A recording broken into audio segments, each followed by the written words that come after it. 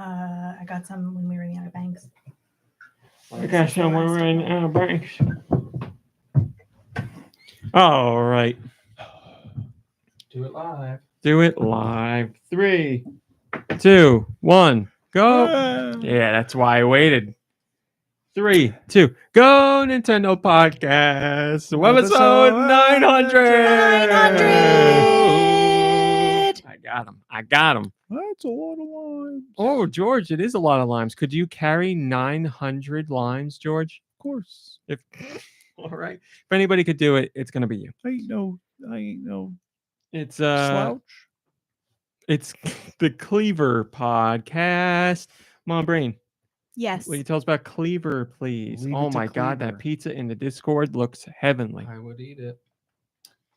All right. Kleavor, a violent creature that fells towering trees with its crude axes and shields itself with hard stone. If one should chance upon this Pokemon in the wilds, one's only recourse is to... Any guess? Die. Masturbate. Sleep. Sleep. Good one. That would be my recourse. Sing. Nikki Hill? Can you repeat the question? If one should chance upon this This Pokemon guy, in the this guy. wilds, one's only recourse is to blank. Cower in fear. We've had sleep, masturbate, Play dead. cower in fear. Dodge. Curl up. Turn to a ball. He says Retreat. dodge. Retreat. He says dodge. Dodge. Huh? The answer is flee. Retreat. I got Yeah. it. I got it. They're hey hands. They're 5 feet 11 inches tall, 196.2 pounds, male and female. The category is Axe. Abilities include Swarm, powers up bug type moves when the Pokemon's HP is low, and Sheer Force, which removes any additional effects from the Pokemon's moves but increases the move's power. Thanks, So, MomBrain. If you're How is it that like all 5'3" Pokemon are always an exact height? They're always like identical. Well, it's, I think, the average. I think it's the average. Are they Yes. clones? It's the average. Anastasia Beaver has a great GIF for coming into the chat. By the way, I know I've said this before. Well, first things first, let me introduce MomBrain. Hi, MomBrain. Oh, she's gone. You guys and your GIF game in the chat is always on point. You guys, I think, are very similar to what our friend group chats are as far as GIFs go. Let me say hello to the table for real. Then we'll talk about 900 and what's going on. Spoiler alert, not much. MomBrain is here. Hi, MomBrain. Hi. Nikki Hill is here. Hi, Nikki Hi. Hill. Deux is here. Hello, Deux. Josh Grobot is here. Thanks for joining us on. Okay. The old wop wop wop wop. Thank you. Thank you, Josh. And George, we've already heard from, but I'd love to hear from him again. George, how you feeling? How's life? Are you excited for episode 900? Oh, he's Who are you talking to? choked up. Maybe he's just too far from the mic. There you go. Oh, hello. 900. Congratulations. I can't believe you made it. Let's Thanks, see. George. Let's get to 900 more. Oh my gosh, Piper's here. Meow. She's here to celebrate. Yeah, right there. And now, oh, that is Adorable. nice. Let me say hello to the Discord. Hi, Malakalo and Tony de la Mancha, Kufu the Mummy, Drake, Red Souza with an amazing Kermit the Frog gift. That is so good. Grantimus, 8-Bit Lego, Super Sanchez, Anastasia, as I said, Master Higgins, Roth, Freddy Fro, Zikamuto, Burn and Cheese, Lanquin. I see the excitement for episode 900. Man, look again. I'm back to that pizza. Zikamuto says this was an early. That's an attempt at a pizza. That's a pizza I'd pay like $20 for at Yeah, a I thought that restaurant. was a fancy restaurant pizza. Holy moly! And they posted another pizza above it. Look at that Delicious. crust. Tasty. That's a pizza classic style crust right there. Hi, Giant Reggie and Nico Darunia. And GekkouKitsune and whoever else I didn't catch. If I catch you, I'll say hello. And if I Rosemary don't, the farmer says, well, dang, I guess we have to get some pizza too. what better way is there to celebrate? Oh, yeah. Radical Defect Master Higgins says, Discord pizza party. Let's go. There's Should I order pizza? okay. No. First, well, maybe later, but not right now. Okay. First things first.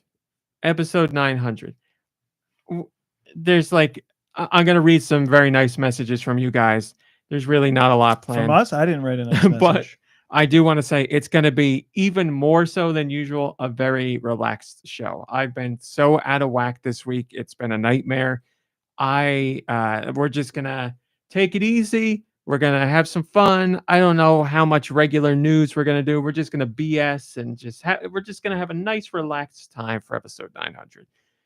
So Well, what if are we that talking disappoints about you, next? Can we that's hurry why up, I told please? you early so you can bow out. What are we talking about next? What's going on? What are we doing? What are we going to talk about? I got to tell you guys about a dream I had. I mean, in a minute, sure, we could do that. Yeah, the main thing I'm going to do is over on Patreon, people left some messages that I want to read. I have not read them yet. I saved them for today because I thought that would be fun. There was something. Oh, no, Red Souza was hoping for a stressful podcast. Well, you never know where the show's going to go, so it's possible. But yeah, we'll just. Oh my God! Did it stop recording? Oh, it did. Funny you Maybe should this say will that. My laptop has started this thing where it is It's a tabletop, really, isn't it? it just decides to press buttons on its own. Like the keyboard will blink and then it just so like I'll be playing a game or watching a show and it'll do the same thing every time. It'll mute, it'll minimize what I'm doing, and then it'll try and delete something on my desktop. It'll be like, would you like to and I'm like, no, I wouldn't. See, I'm not a smart person, but I would think But I know we're low. I would get afraid that somebody is like. I did a whole bunch of research. I'm pretty sure I know what it is. It seems like it's the CMOS battery, like the little, you know how you have an actual little battery in a computer. Everything that's causing all the issues that I'm having is tied to that. So I'll likely have to send it to.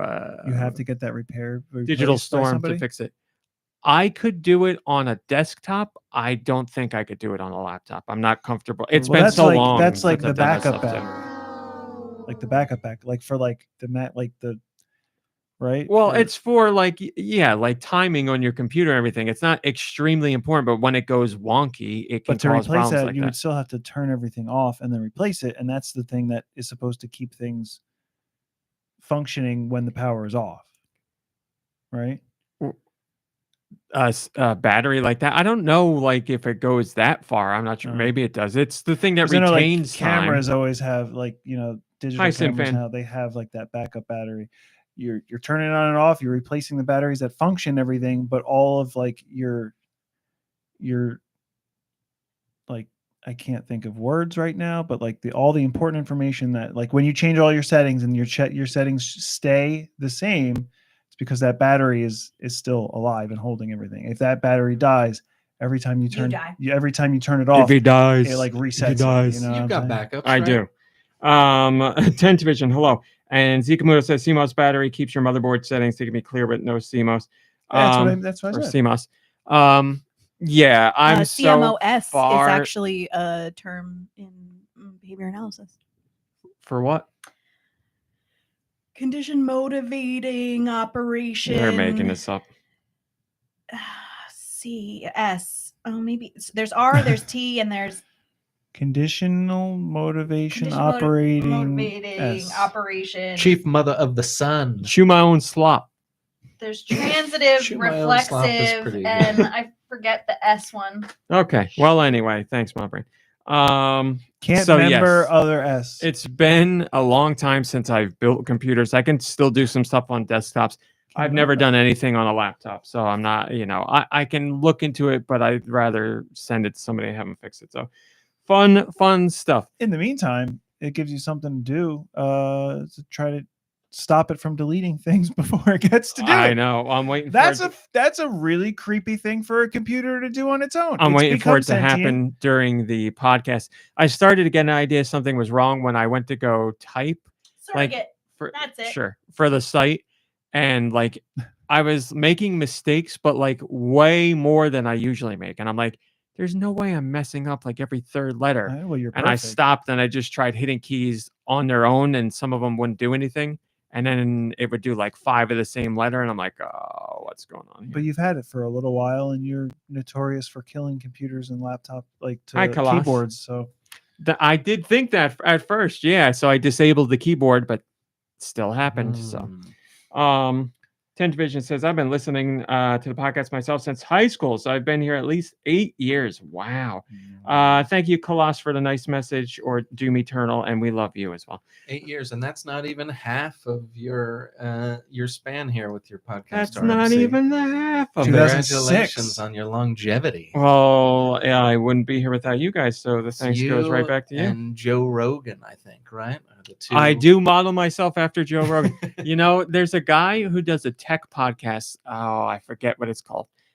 I want to say it's called This Week in Tech. He used to have a show on Tech TV. Somebody in the chat's going to know who I'm talking about. But he's had a really, really long running podcast. He was there pretty much since the beginning of podcasts. And I'm pretty sure he's still going now. But I think that guy's got the record over Joe Rogan. But Gamertag Radio, friend of the show, friend of the site, friend in person.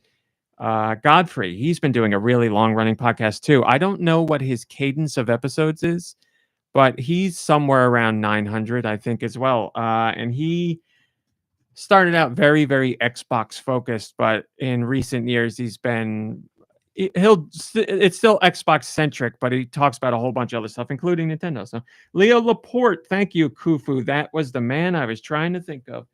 Leo Laporte has This Week in Tech or whatever it's called. But yes, anyway, we are going to read some messages from you guys about the podcast reaching 900 episodes, which is crazy. How many years is that? Well, it's like 17.3. I just did the math. That's what I was going to say. It's not like exactly years, right? Because there's time missed and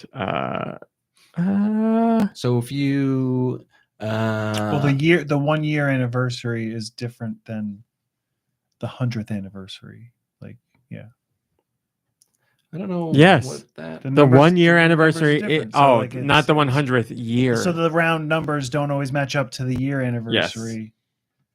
All right. Year is 52. Blah, blah, blah, as you can see, this show's just going to be a wreck, so I apologize. But we're learning math. But it's today. exciting and fancy and decorated. Yes, MomBrain did for those watching or for those listening. I guess MomBrain decorated a podcast room with some icicles and light ropes, and changed up the table a bit. Put down a nice runner of cats with birthday hats on the table. Yes. Party hats. They're not birthday hats. They're party hats. Festive. George looks like the lead singer of Rammstein with the light that he has like punctured through his mouth when he sings. George, did you used to be a member of Rammstein? Limehorst. Ramline? Limehorst. Ramline. That's what. Limestein. Limestein. On my way here, I was thinking I want to put this out there for the artists who listen. I don't really want you to work hard on this, but oh boy, you know the meme with the dog in the house that's on fire, and he's just sitting at the table and says, "This is fine." Mm-hmm. I feel like the same house, the same fire, everything, but George standing there cradling his lime, saying, "This is lime." George, would that be too traumatic for you to see? It's lime. Oh, okay. It's lime. Also, so you know, I used just some dragon's blood sage to sage the room. Just to give us like a fresh start. And then I did a little Palo Santo to give us a little good energy. Yeah, it felt good in here. I walked in and said to RMC, "It smells like college in here." It was awesome. Just thought we could use like a little cleanse and refresh. Smells like I college douched on the my rock podcast everywhere. room, guys. That's I it. douched the podcast. All right, room, now essentially. for real. Let me read the generous comments from people over on the Patreon. And there's crystals on the table that I'm not allowed to touch. I've tried, guys. I've tried. Can't Don't touch them. touch. You can touch the rod. Radical Defect says, here's a story I haven't yet told. A ways back, GoNintendo selected user reviews to publish on the front page. I wrote one for Devil Survivor Overclock that got picked. That review was a linchpin in getting me chosen to work at a website that eventually was my gateway into the industry. So when I open my saying GoNintendo changed my life, I'm not being hyperbolic. You're why I eventually went to several E3s and met some of my now closest friends, people who were in my wedding party several years later. Thanks for the invite. People who've literally traveled across the world for. It was in my spam. Yeah. I truly don't have adequate words to describe the impact to you or that you, your friends, and your site have had on my life. We'd be here for hours. You got me through college and some of the darkest times of my life, through more than 5 years in the industry, through the beginning of COVID as an immunocompromised person. You name it, for the past almost 2 decades, you've been there. Thank you. Almost doesn't feel like enough after writing this. I've said it before and I'll say it again. Just getting to hear y'all every week is truly an honor and a privilege. I'm still with the person y'all wished happy anniversary when I sent a song from A Boy and His Blob in the music section a zillion years ago. This will be our 18th. Wow. And I'll always be Master Higgins. Thanks again, Nikki Hill. We speak your name. That was written out. I'm immeasurably grateful for everything you've done and will continue to do. Well, thank you, Master Higgins, Radical Defect. That is awesome. I didn't know that. I remember when we used to do those with reviews. Yes. You know, we should do that again. That was great, having user reviews. Something to think about. Not saying it's definitely happening, but that was a lot of fun. That was on the old version of the site. We don't have that set up anymore, but we could look into it. I'm very glad to hear that it was an opening into the industry for you. I'd love to hear more. If you want to personally email me and let me know. I'm sure you don't want all the specifics out there, but that's awesome. My entry into the industry was wanting to write for another site and getting to the final round. It was like the fourth piece that I wrote, and it was down to 3 people, and I did not get picked. And then I just started my own blog, and then here we are. So it's crazy how stuff like that works out, but I'm very happy it worked out that way for you. Highly and Tom has a comment. Congrats on 900. It feels weird in a wonderful way to sit back and realize that you and the gang have been a bright spot in my life for almost 2 decades. Go for another 900. And thank you. But it's written in a way that makes me want to say it like Chad Gable. Thank you. Another 900. I don't know. Yeah, I got to be honest, guys. I was thinking about 900 and I was like, should we go to 1,000 and stop? What do you think? Stop doing the podcast? Yeah, should we? I mean, Oh, no response. only I'm going if to you say don't- no. I mean, I enjoyed doing it, but only if you don't No, wanna I do like it. doing it. I know people listen, obviously. I'm just like, how long do you go? Like, I don't know. Does it really I don't not know. help your website at all? Like No, it does. We are. I mean, didn't you just say we were in the top Top 100 100 of something? Yeah, but it's Of like what? of all the podcasts The on garbage good pile? pods. Of the worst podcast So in the world. like not every podcast ever, clearly, obviously. No, on the Like, good so pod service, what but is that even?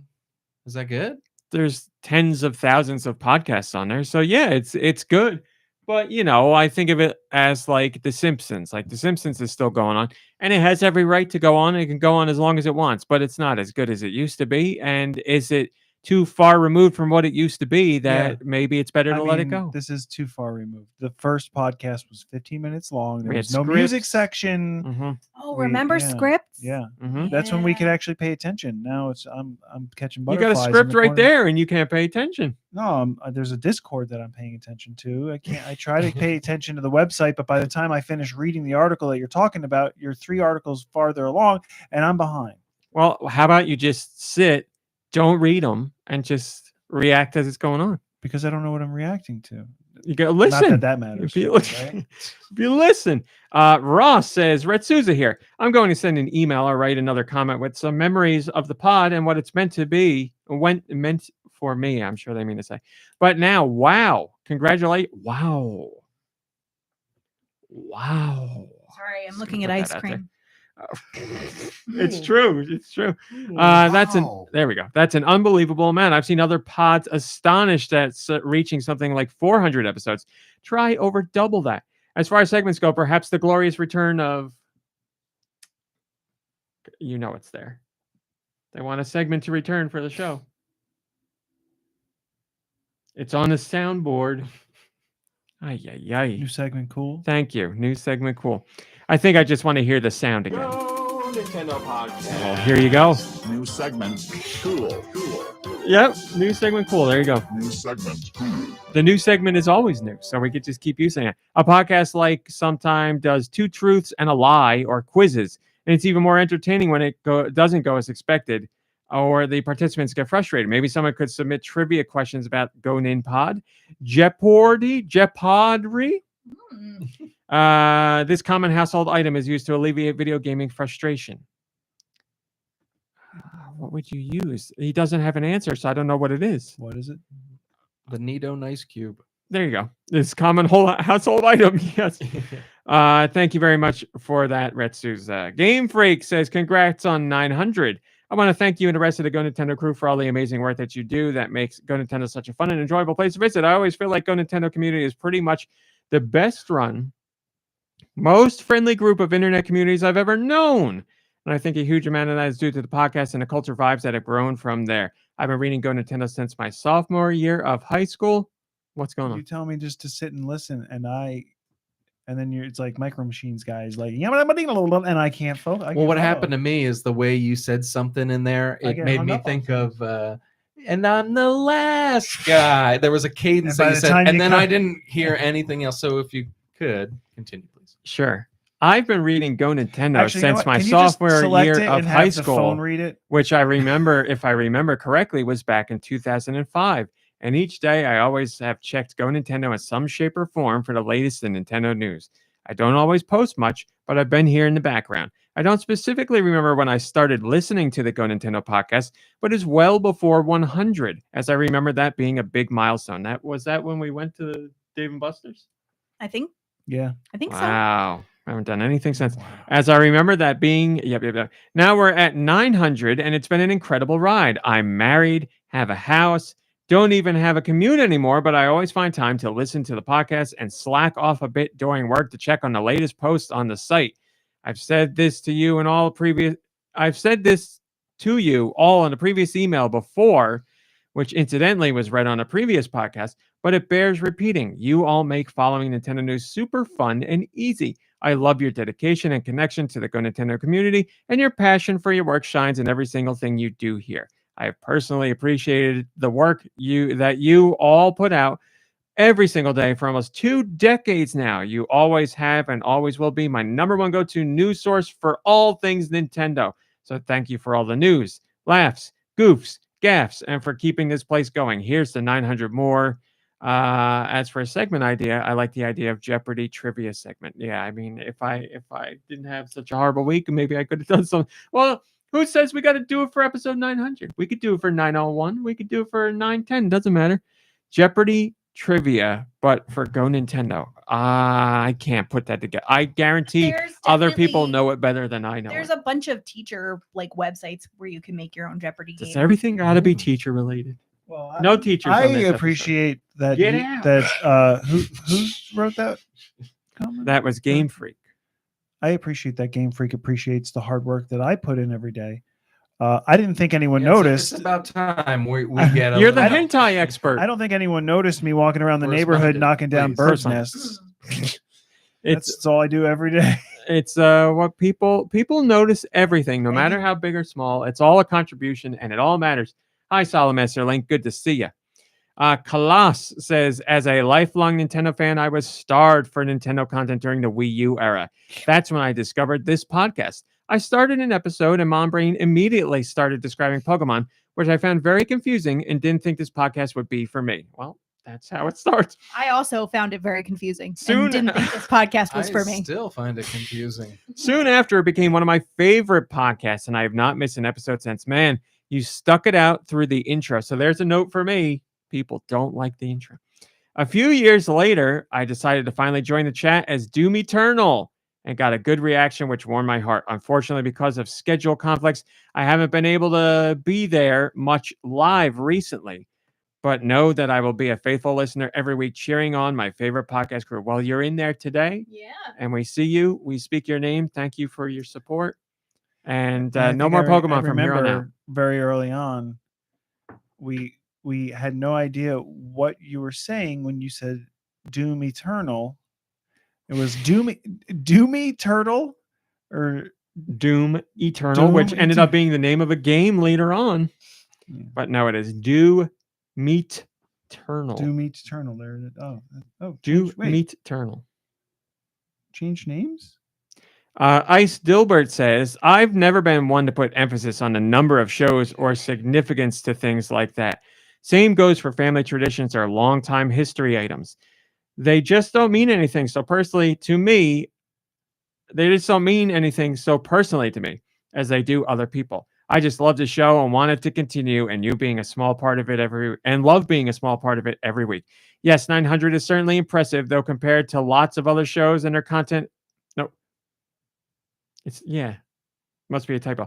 Yes, 900 is certainly impressive, though, compared to lots of other shows and their content and history.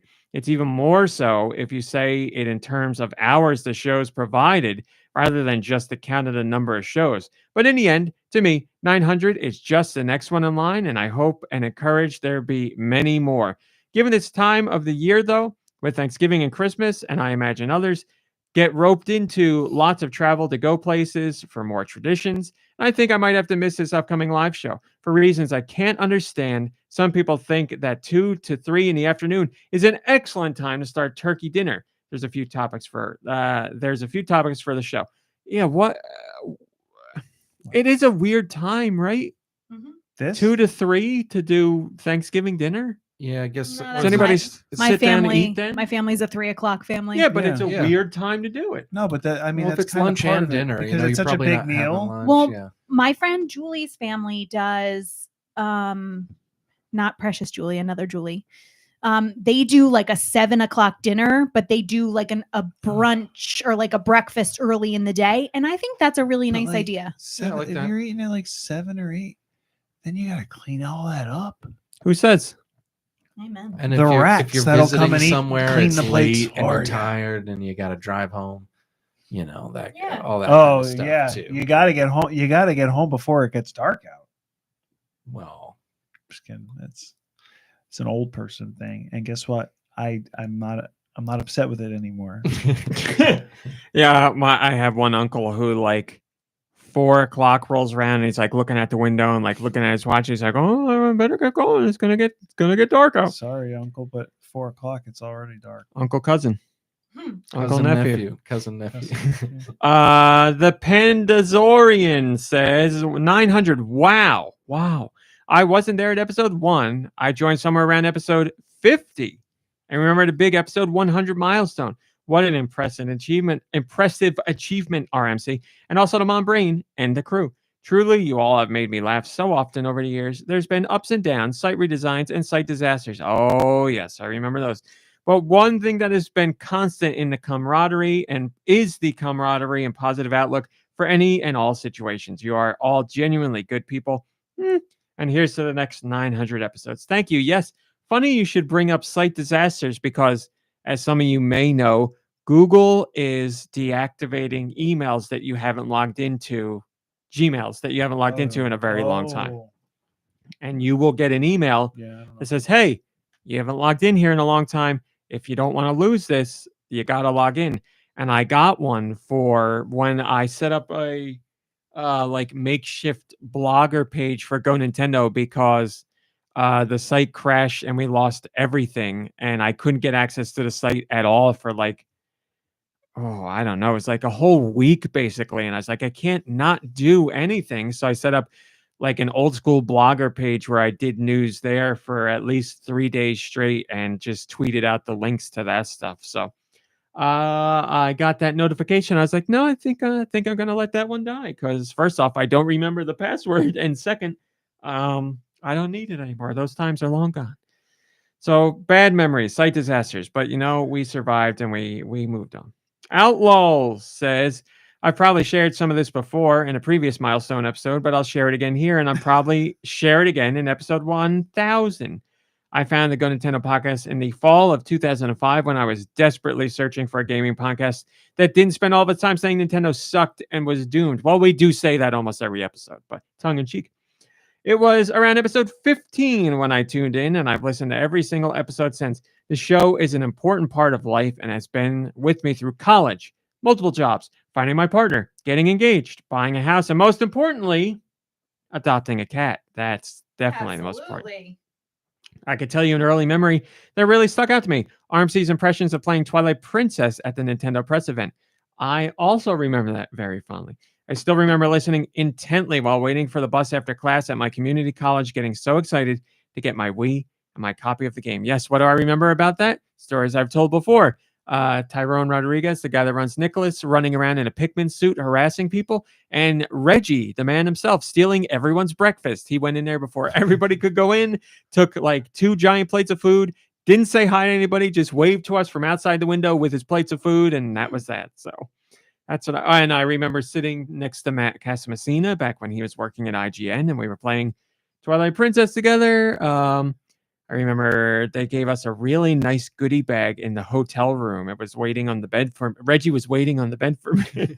It was He had like already eaten the chocolates inside the bag. it was it was like a cooler bag that Reggie had already eaten the food out of, but it was a nice Wii branded bag, and I was like, that was one of the first like really big things that I got invited to, and I was like, this is amazing. Like getting it still blows my mind, like getting invited by Nintendo to an event to play a Zelda game before it's out for a system that is also not out yet, and getting put up in a hotel by them. Like it was, I was such a fish out of water. I had no Boy, idea have what the to do. times changed, I had though, no huh? idea how to act. Yeah, now they don't support anybody. Yeah. No, that's not true. Like Nintendo But still whenever they do have breakfast at the office, Reggie still shows up. Nintendo. Yeah, right. It's in his Nintendo. contract. It was in his. Did he retire? What did he do? He retired from Nintendo, but he's working in a million other Resigned. It was places. in his No, resignation. he letter retired. or He retired. He's doing a big New Yorker at a bunch of different companies. Nintendo still invites us to a ton of events all the time. They literally just invited us to an event this past week. For what? I can't say. There you go. I can't say. Nothing like that you don't know about. I'll say that. But yes, Nintendo. This isn't me like, bowing and kissing Nintendo's feet. I don't want to make it seem like Nintendo doesn't invite people to things. They do, and we're very lucky because we get invited to things that a lot of outlets don't. So I appreciate it. But yes, times have changed from those days. I mean, that's back when Nintendo would do E3 stuff, and you'd go at E3 and get hands on, and That's they where don't do I that anymore. Found out that it was that Hyrule was actually pronounced Hurley. That's right, the land of Hurley. Here's to another 100 episodes My goodness. to episode 1000. Where I'll probably repeat this post. By the way, Kiributashi is also still around. And I would like to share that he beat Crystal Chronicles Remastered without me, even though we were playing it together. Wow. I now know the pain all too well. That's horrible, Kiributashi. How could you do that? Kiributashi, that's great that you're still around. I'm glad. Well, obviously, I knew you were still around, but it's good to hear your name. We speak your name. Thank you, Outlaws or Outlaw Moogle or whichever you prefer. Giant Reggie says, congrats on 900 Smash Brothers voice. Wow, incredible. Oh, we have that one. We do. Are you looking at ice cream still, or No. you're sharing these old podcast pictures? Incredible! If you're in a Discord, there's old podcast pictures up there. My GoNintendo memories start back in 2006 when I was in high school and thirsty for any drop of Nintendo Revolution news I could get. I would read the site, of course, but my favorite thing was the podcast. I remember staying up late on Saturday nights, waiting for the download link to appear, and then listening to the whole show before finally going to sleep around 3 a.m. or so. Yeah, you got it better nowadays. The show's available to download 15 minutes after the show ends, at least on YouTube. And when Apple does its thing there too, it's usually 15 to 20 minutes afterwards. It should be there. By the way, thank you to those guys out there who let me know when it's not there, because it's supposed to be. And whenever the automated stuff doesn't do its thing, I need somebody to let me know, because I usually don't find out until later Saturday night. From the beginning, you all hit that sweet spot of being informative while goofy. Just a great group of friends talking about things they enjoy. Heck, I remember my first song submission to Mr. Nicky Hill, and you guys laughed at my username. I was so proud of myself. In some small way, I felt like part of the group. Well, you are. And it remains today that when you're listening to GoNintendo podcast, you don't feel alone. Well, that's beautiful to say. I like that. Thank you for all the news and laughs. Here's to 900 more. As far as episode ideas, as in this episode, trivia or a game show. Yep. Trivia. Yep. So people want trivia. All right. We will have something trivia related in the next few episodes. I don't know what it is. I don't know how I'm going to put it together. I'm a fan of game shows. I always want to do a game show. Maybe we will have one of you call in and we will give you Nintendo related trivia. 5 questions. You get them all right, you get something. How about that? That sounds like a fun idea. Rather than Go Nintendo. I don't want to be like, here's GoNintendo trivia. That's it. Like if you guys want to give that to us and we answer that I could do. But as far as you guys go, we'll do. Yeah, MomBrain can just keep playing the applause. That's right. Yeah. I like this idea. You know what? I'm going to do that. How am I going to have people call in? I don't know. I am. All right. I'm going to do the trivia for sure. I'm excited about this idea. We will have trivia next week. If you are listening live next week, you will have a chance to be brought into trivia. Is it going to be a voice call? Is it going to be a Discord private message? Probably private message because that works easier for me.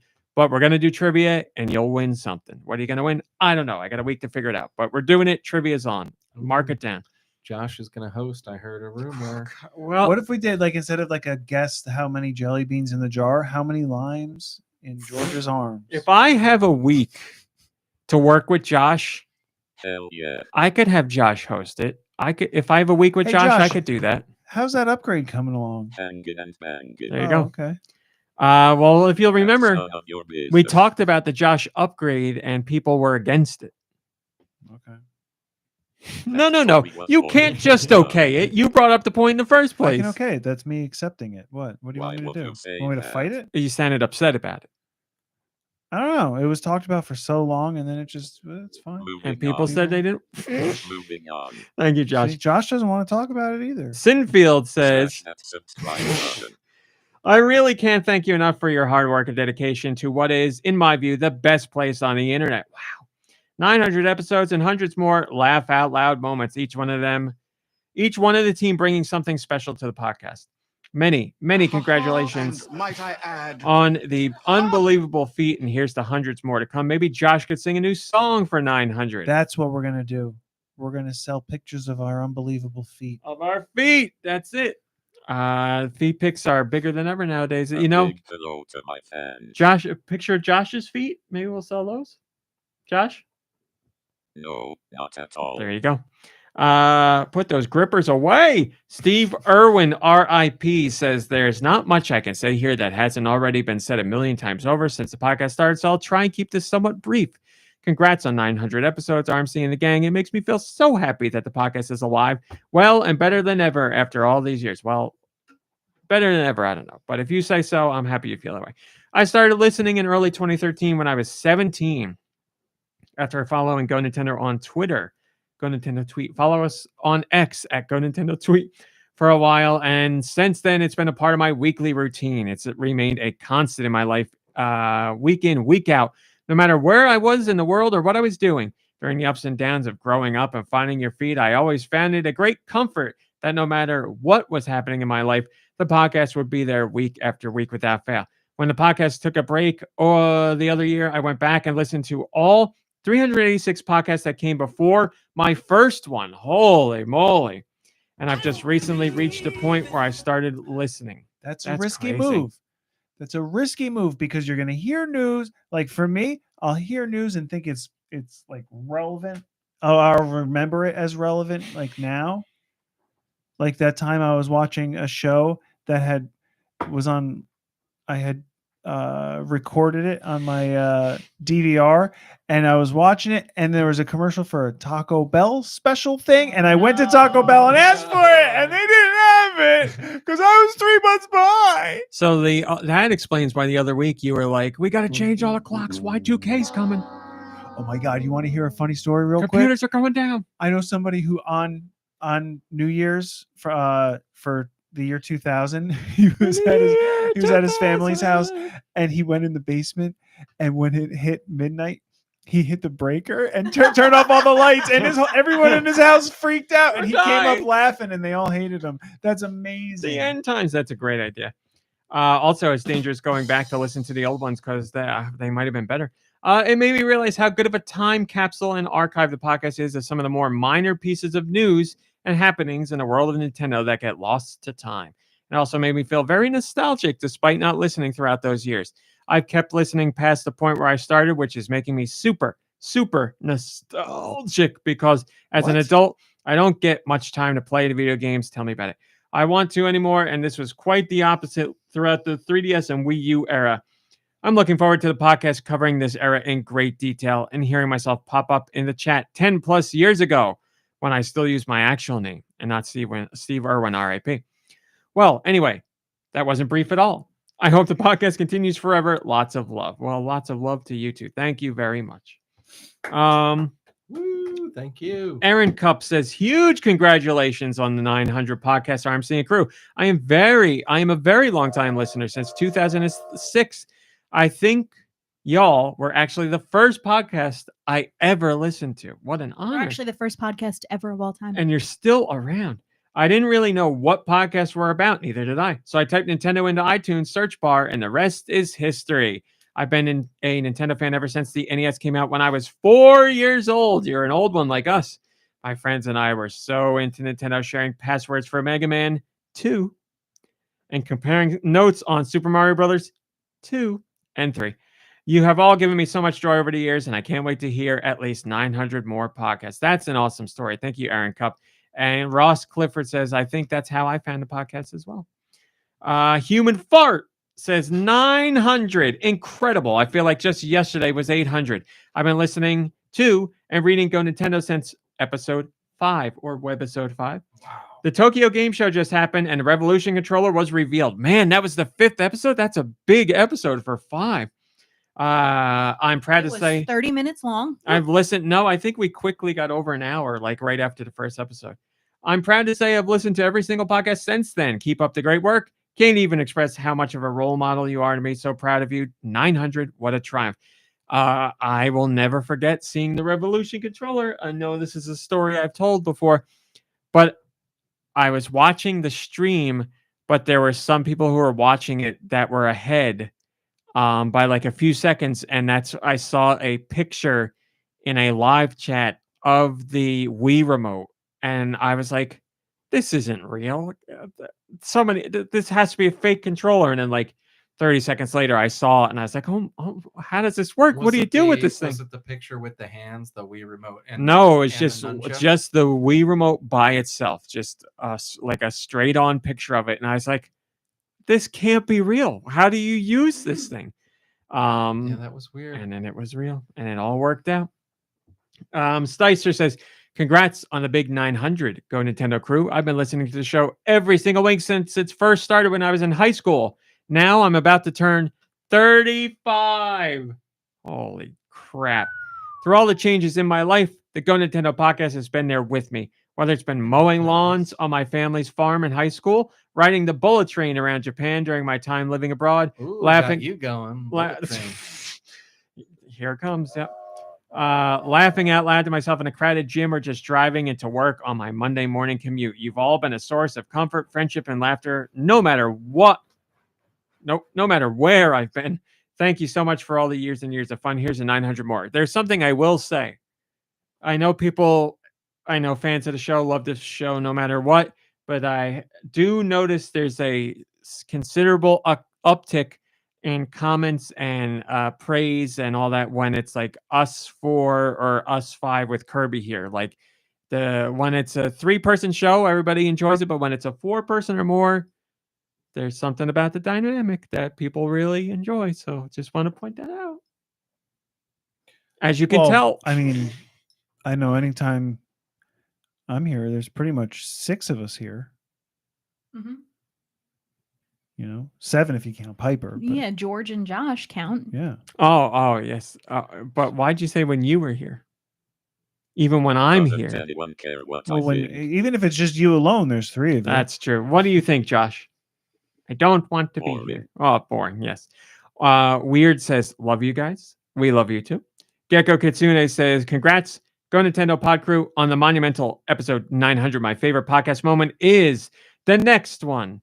And that's just waiting to happen. I'm always listening to each episode like I would an old friend I haven't heard from in a while. Oh, you hear from us every week. We're annoying. Everything is so smooth and welcoming. Wish you hadn't heard from in a while. That I just keep coming back for more. Ye old pod warms my heart. Here's to many more. Cheers. Yeah, it's like that guy that showed big up pod. at Pee-wee's house, the salesman that shows up at Pee-wee's house, and We've got a great deal for you. guy That used to scares scare you, the yeah. crap out of me. Scared the crap out of me. Why? Just some guy selling it, but he was scared. Like Pee-wee was frightened He by was a him. big head, right? Yeah, he has a giant head, and Yeah. it just motor mouth deals, and Pee-wee Yeah. would scream and close the door in his face. Was there ever an episode where he let him in? Mm-mm. Time to rewatch the show. I never knew what he was selling. He was just always trying to sell something. Pee Wee would never let him. And I was also afraid of that monster that ate the sandwich.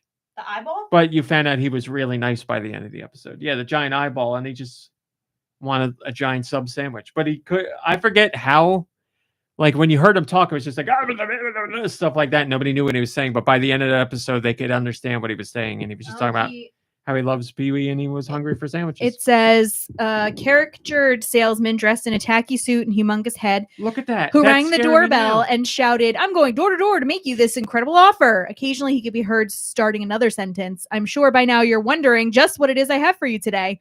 While a horror movie style effect played in the background, this caused Pee Wee to slam the door and scream, Okay. occasionally frustratedly saying, "Salesman!" Character was retired after the first season. Pee Wee once let him in during a party saying, "What's your incredible offer?" To which the salesman replied, "Free foil," which Pee Wee gladly That's pretty accepted good. for his Okay. foil ball. Mhm. He was only seen in the first season for unknown Wow. reasons. Why didn't they? Oh, I guess because he gave him the foil and then he's off to another house. He's got to give the Maybe. incredible offer to someone else. It's an incredible offer. It was free foil and Pee Wee's got a foil ball. How much better could it get? That's great. So he was good all along. He was good all along.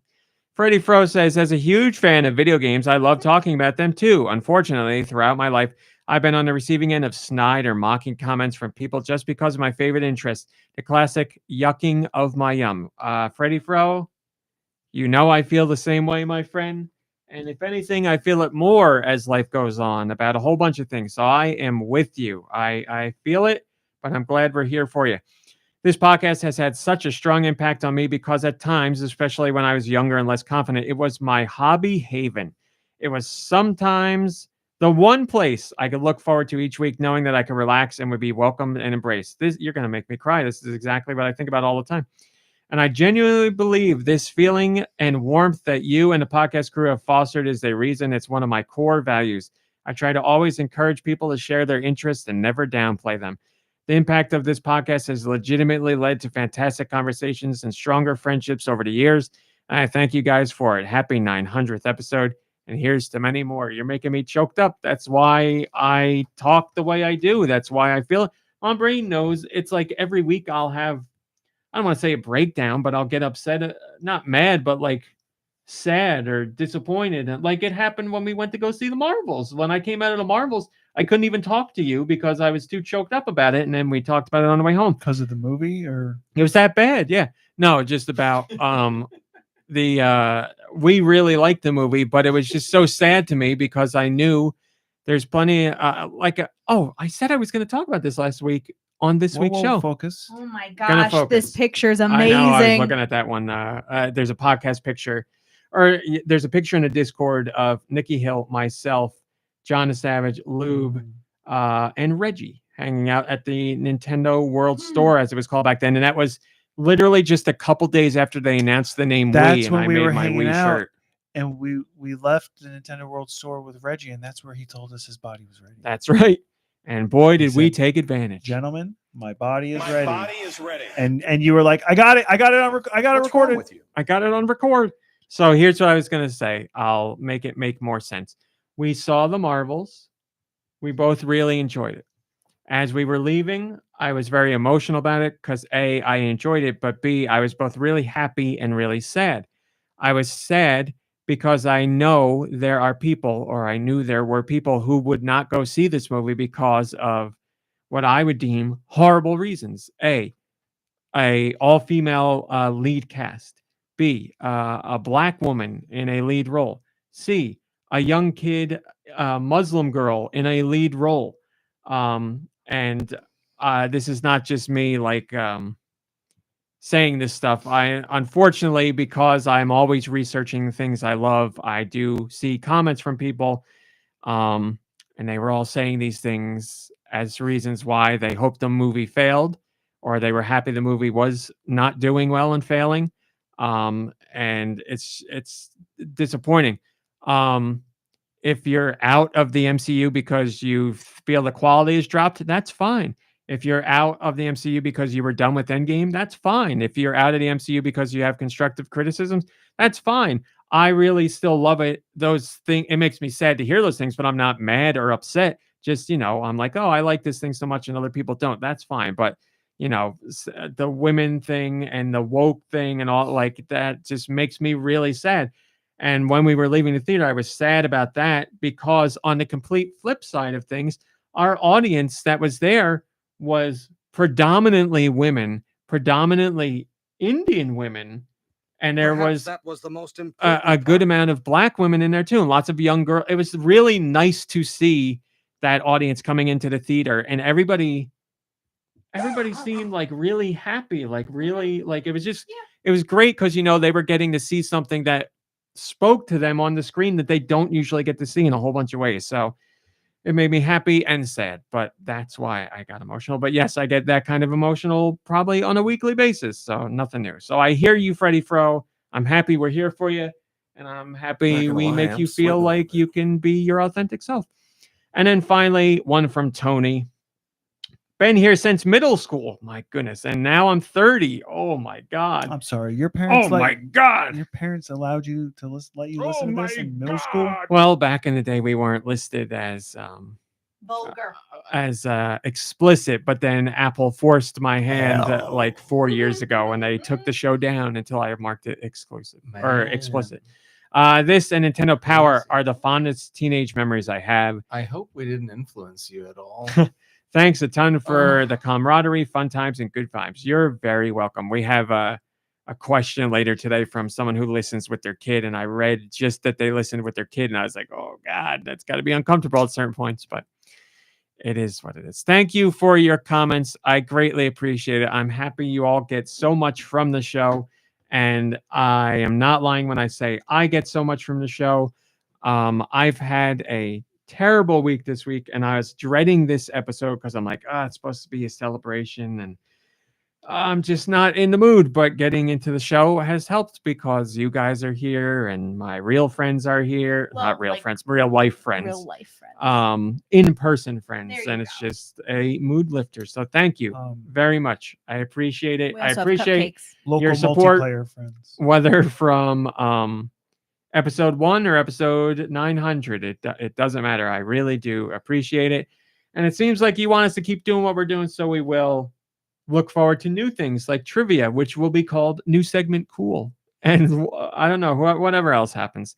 I just, you do a certain amount of episodes and you're like, let's liven things up. Let's freshen things up. Let's try something new. Or apparently you do a certain number of episodes and you think, when should I pull the plug on this thing? Yeah, right.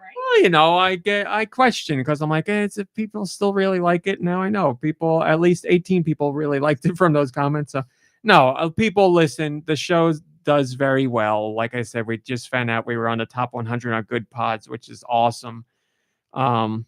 We could reformat totally and just have your parents every Saturday, and we could do a parents play podcast and PPP. film it, and Or it we would can do be it amazing. completely reformat it and only have it in print and blog. Oh, That's wait. how people love their podcast from. Yeah, I mean, I've said this so many times before. There is so much more I want to do, not with just GoNintendo, but in general about like creating content and creating things for online. As I think I mentioned it before on the podcast a while ago, but I said it to MomBrain.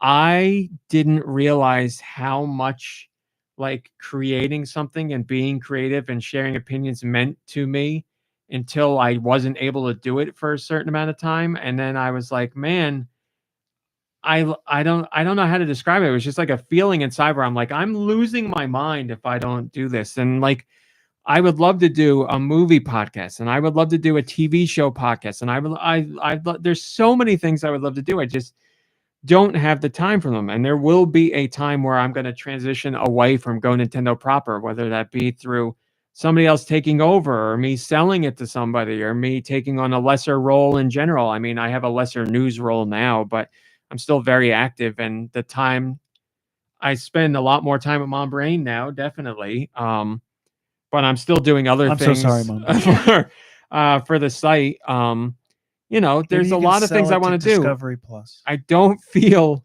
they're buying everything nowadays. I don't feel like bogged down by the site or annoyed by the site or anything like that. It's just, it's a finite amount of time. You only have so many hours in a day.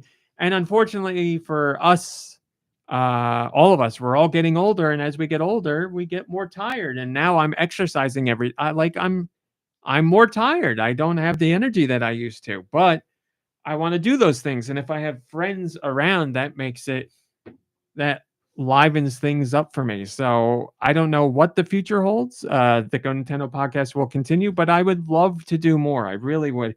I would love to talk about movies and TV shows in general a lot more. And again, I'm going to try not to get emotional. You and I think we've I would say especially, we've had we're both very passionate about movies and TV shows, and we talk a lot. And for a while, it was just like butting heads on things, not because we were mad at each other, but like our passions were misaligned, and how we were sharing them was misconstruing things between us. And we talked it out, and I think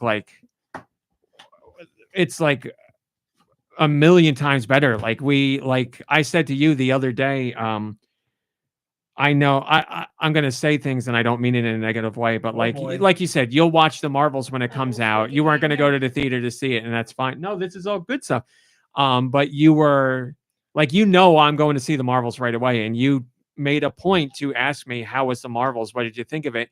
And that was extremely nice, because I know, again, you're going to check it out whenever, but it's not on your top of the list of things to do. But the fact that you knew it meant something to me and you asked, I thought that was really, really nice. And we've been talking about the things we're watching a lot, and doing it in a way that we respect each other and don't let our passions go crazy. So I think it's been great. So Me too. we could do a podcast and ruin it all. I've taken a page out of your book, and I've started being more open-minded and more interested or excited about when somebody else gets excited about the thing. So that's why I asked you. I was genuinely interested as to what plus because I still like Marvel too. Yeah. It's just I haven't been going to the theater for every single movie anymore. So I'm still watching them at home, and I loved Loki season 2. There's things that are still there for me. So I was interested in what you had to say, but for me, it's also just being a little more I don't want to say it callously, because this is not how I mean it, but more who cares about it? Because there's been a couple of shows that I really liked that you didn't like, and when I was like, who cares? I felt a lot better, because it's kind of like you can like what, because there's things that you like that I don't like. So because that's when I would butt heads with you, is when I'd be like, oh, he doesn't like it, then personally. then I guess I'm an idiot. And you've said too, there's things where I have said them and I haven't meant them in a tone at all that was negative, but it comes off that way. And I've been keeping that in mind when I discuss things, to try and say what I'm saying without coming off that way, because that's not at all how I mean it. And I think we're all making progress. So We refer to that as impact over intent. You may have a good intent, yes, but your impact is what you need to think about. we both really liked Attack on Titan, but still, I think our conversation about that, we've had some really great conversations about that. It worked out really well. Well, it helped that we liked that, and we liked Scavenger's Reign. I still want to talk to you about that last episode, actually. I would love to. What the heck you thought was going on there? I would love to. Nikhil, please forgive me. You've started watching, but you're not done. I think I have not watched episode 9, and then it's been a very busy week. So, so there's 12, right? Yeah, so you got 4 left, I guess. You're getting there. You're getting there. I thought I had 2 left, and then you guys were like, well, there's 12 episodes. I was like, thought it was I've gonna got be 5 10 left. as well. And then I liked how they've been releasing them a few at a time, because It's nice, yeah. I have to binge this stuff, people. I have to. I don't remember week to week. I want to say I haven't looked into how the show's done. I can't imagine a lot of people are watching it, but I hope they are. I hope enough to continue the show, but who knows? It doesn't even matter anymore.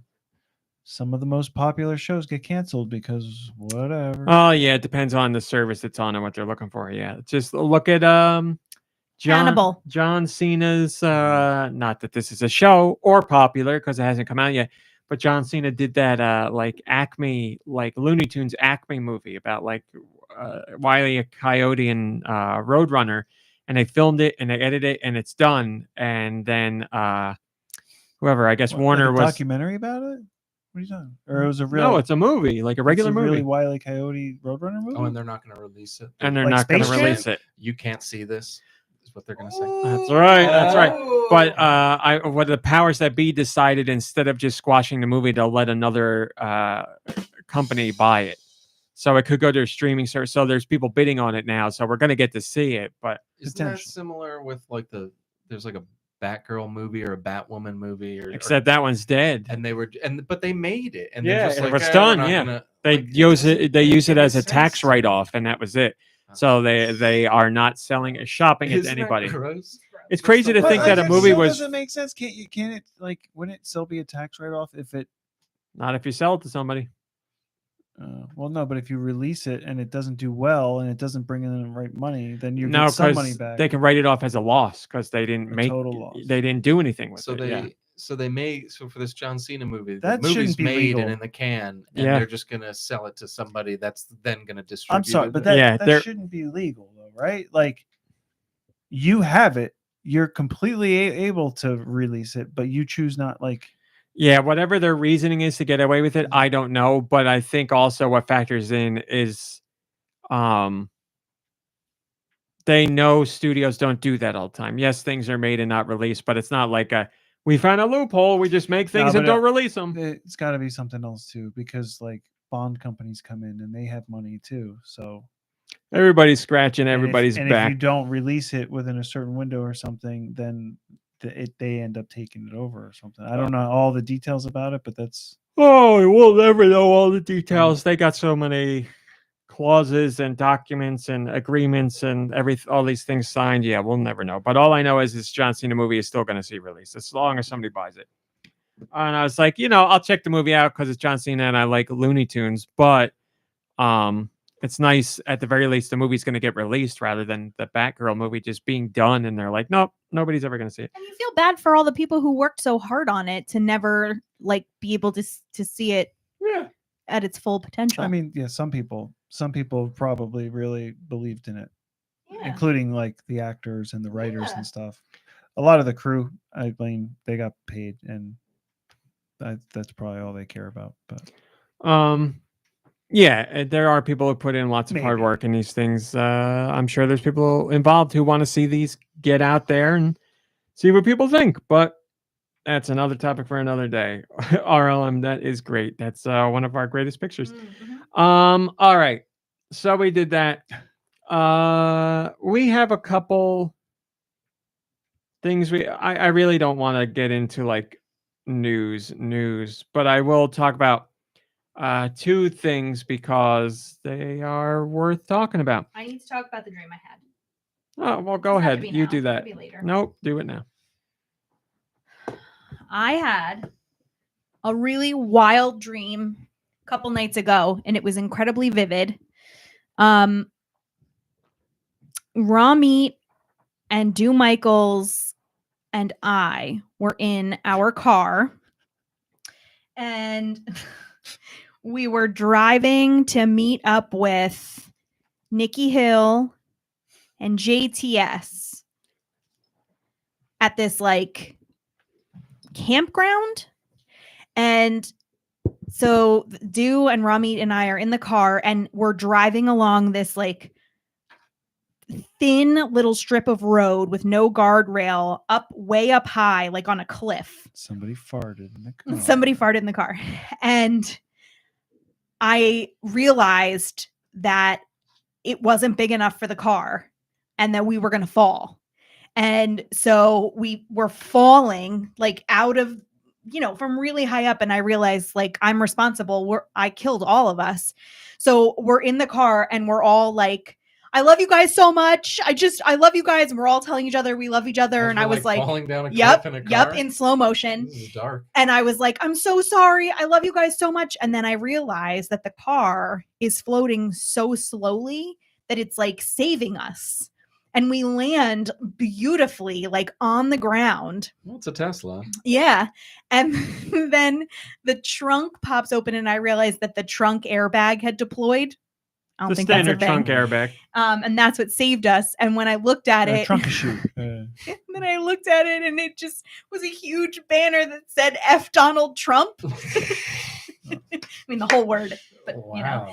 And then Nikki Hill and JTS come over, and they're like, "You guys are late.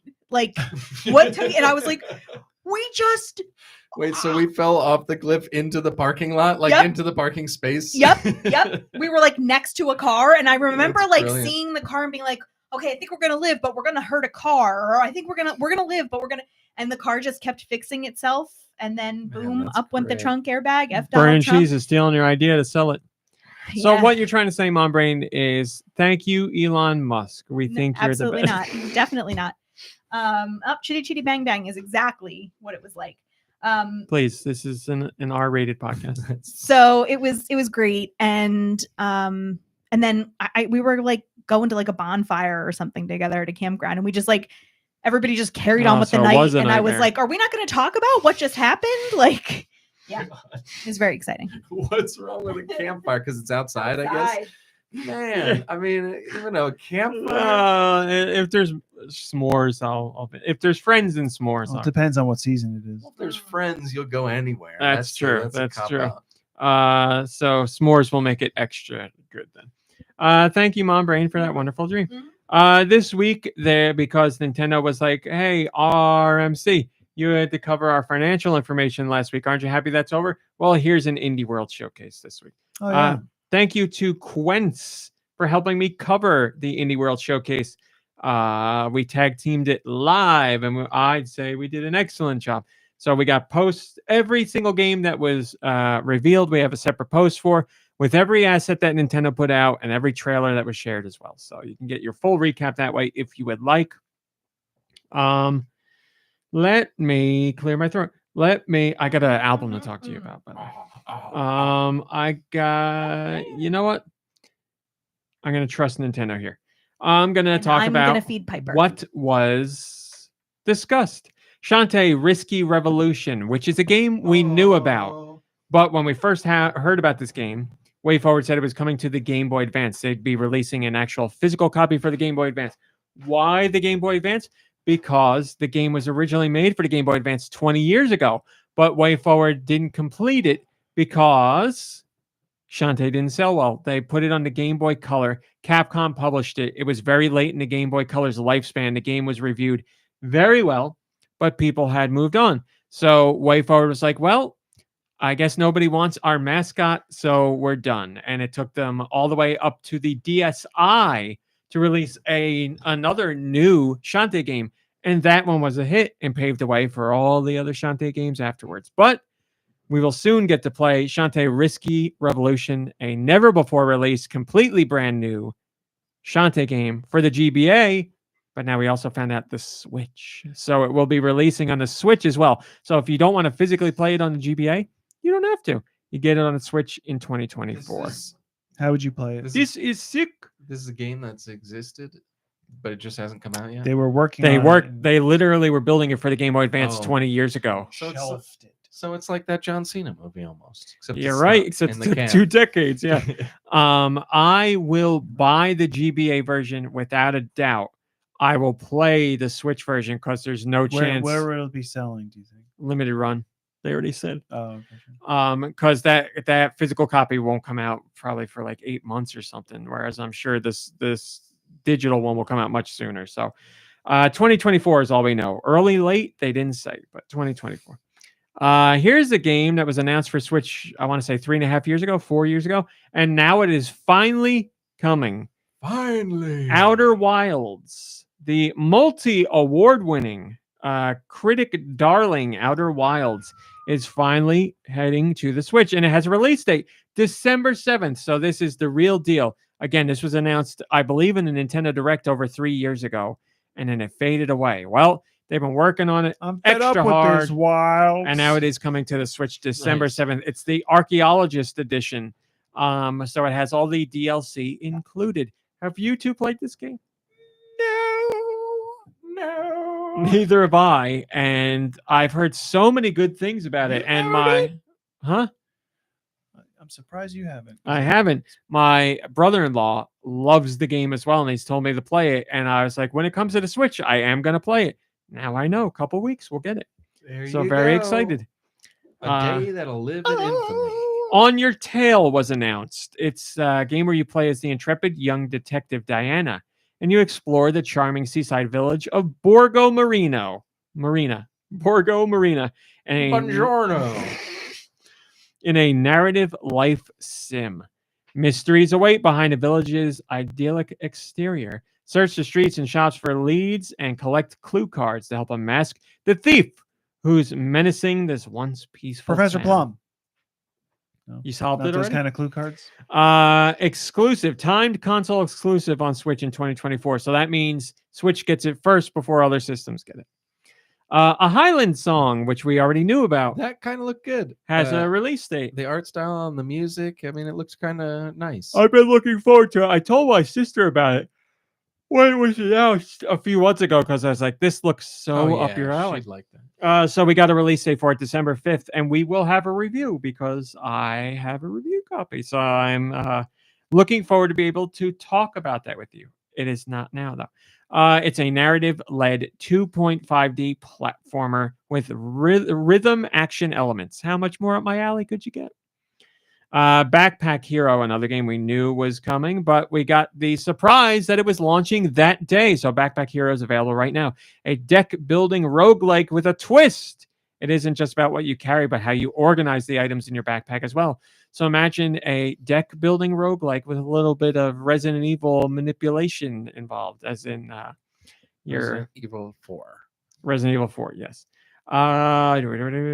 Howl is another game we knew about.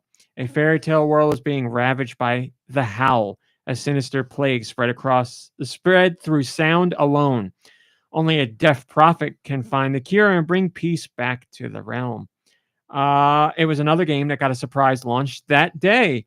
And if you don't know if the game's for you, well, there's a free demo as well. I almost downloaded that demo. The art style is really cool in that game. I do like the art style. Yeah, I want to check out the demo as well. Blade Chimera was announced. In a future dystopian Osaka, a group known as the Misa Association is charged with protecting the city from demon attacks. One of its members heads out on this deadly assignment when things take an unexpected turn in this 2D action pixel art game. Comes out spring 2024. Another timed console exclusive, so Switch first. Death Trick Double Blind, another game we already knew about. Got a release date of 2024. That's all that we know, but a free demo is out right now. So go check that out. A Star Named Eos is a game I knew existed, but we didn't know was coming to Switch. It's a beautiful hand-drawn panoramic world where you immerse yourself in first-person storytelling puzzle adventure that explores photography and the ways we can capture the fleeting moments that shape our lives. Play as a young photographer tracing the footsteps of his mother, find and collect items filled with memories, and help them find the truth behind their mother's absence. Comes out spring 2024. Definitely high up on my list. Check out the trailer for that one. Moonstone Island, a game we've known about for quite some time now, but we got a release time frame coming out spring 2024. Core Keeper, another game we knew about. A mining sandbox adventure is coming summer 2024, so that's a long ways off. Here's a nice surprise. Planet of Lana. When I first saw Planet of Lana, I'm like, oh, it's a puzzle platformer. This looks perfect for Switch, but it wasn't announced for Switch. Well, it was during this Indie World Showcase. It's coming to Switch spring 2024. Enjoy the Diner, a mysterious narrative adventure with point-and-click elements available that day. So surprise, that's a true shadow drop because we didn't know it was coming to Switch, and it was announced and released that same day. It looked like it was made that same day, too. Have you checked that out? I thought you were going to say it looks like it was made for you, as in to me, because literally the second I saw it, I reached out to the developer and I was like, are you guys doing review codes? And it's Waku Studios or something. Waku, I think. Fonzie Bear? Gonzo made it. Oh, dang it. I first contacted Waka Waka and Liz, yes, Enjoy the Diner. they sent me tomatoes. Enjoy the Diner. Because I was like, this is a like a story first game with visuals that I really It like. looks like you're booting up a Commodore 64. Yeah. That's what this game looks So I was like, this looks awesome. And I went to their website and it was only, I'm gonna say Chinese. I might be wrong. It might have been Japanese. But their whole website, no English. And I was like, I'm going to shoot my shot. I used Google Translate to contact them through their press thing. And they got back to me later that day, and somebody that spoke mostly good. It was broken English, but somewhat good. They Or like, asked, we'd be "Are happy you to- having a stroke?" We'd be happy to give you a code. So I'm going to play that this weekend. Very excited for it. Will it be in English? It is in English, yes. The Gecko God's another game we knew it's about. A 9 out of 10 on Steam. It's very highly reviewed. Yeah, it's supposed to be excellent. And I'm always down for a narrative adventure. The Gecko God's got a spring 2024 release. Another game that we knew about. Passepartout 2, The Lost Artist, came out that same day. I'm going to skip that one. Urban Myth Dissolution Center is another game that looks awesome to me. A captivating mystery game in where you're tasked with investigating curses, haunted houses, and urban myths. Comes to Switch in 2024. Check that out. That looks so cool to me. Here's a game I've been dying to play with you in particular, Nikki Hill, because you and I are co-op This guys. game looks hilarious. I've seen this game so much, and it looks so funny, but I've never played it. Now it's coming to Switch. Heavenly Bodies, a delightfully challenging physics-based space puzzler that asks you to complete a series of seemingly simple tasks aboard a 1970s space station. So there's no gravity. You're flying around through the space station to like hit a button or close a door, and you have to like swing off your partner and like hold on to them as they reach out. It looks awesome. It looks, and the people I've seen playing it looks like a terrible fight in the making. The people I've seen playing it are having a blast and laughing, and I know we'll be crying from laughing at it too. Comes out February 2024, so definitely excited about that. And then finally, this was so stupid. Finally. 3 years ago, I want to say, Jonathan Blow, the creator of Braid, said, "Hey, we're doing Braid Joe Anniversary Edition." I guess John Blow. And it's going to be a whole revamped version of Braid, which we've all played here. One of the first huge Xbox Live Arcade games. Jonathan Blow, he's the guy that made the game. Mm-hmm. He's a real humble guy, right? He's the guy that's humble and very. I don't want to say that he's not humble, but he is very like, I am smart, and he is smart. I could never make the games that he makes. I can't imagine what it's like putting those together. But yes, it's like in a Sherlock way, or a yes, that's a perfect way to put it. Yes, a Sherlock way. Yes, you're right. So yes, a whole revamp of that game, and it was announced for Switch, and then that was, like I said, 3 years ago. And we never heard anything about the game. And then just a couple of weeks ago, Jonathan Blow took to X to say, "Hey, the game's coming out, everybody. We're finally doing it. It's coming out on Xbox One and PS4 and Xbox Series X and PS5 and PC. We're going to do it on Netflix. And we're going to do it on mobile." And he didn't mention Switch. And I was like, where did the Switch version go? How do you not put this on Switch? It's perfect. And he's like, it's coming out April 30th, 2024 on all those, baby. Look forward to it. And I was like, what the hell happened to the Switch? I tweeted him. No response. So we went a week, and then during the Indie World Showcase, Nintendo's like, "Hey, Braid Anniversary Edition coming out April 30th, this 2024." The same day. Do you think he just forgot to say the Switch, or no? Nintendo probably was like, "Hey, we would like to announce this during the Indie World Showcase," and he said yes. But usually, you get the Switch announcement, and then right afterwards, everybody's like, "And it's coming to our systems too." It's weird here because we already knew this was coming to Switch. Then we thought it was canceled for a week and no one said anything. And Nintendo's like, "Oh, yeah, here it is. Same day as everybody else." I don't know why this happened. Wait, what's Maybe the there was a timing issue. Huh?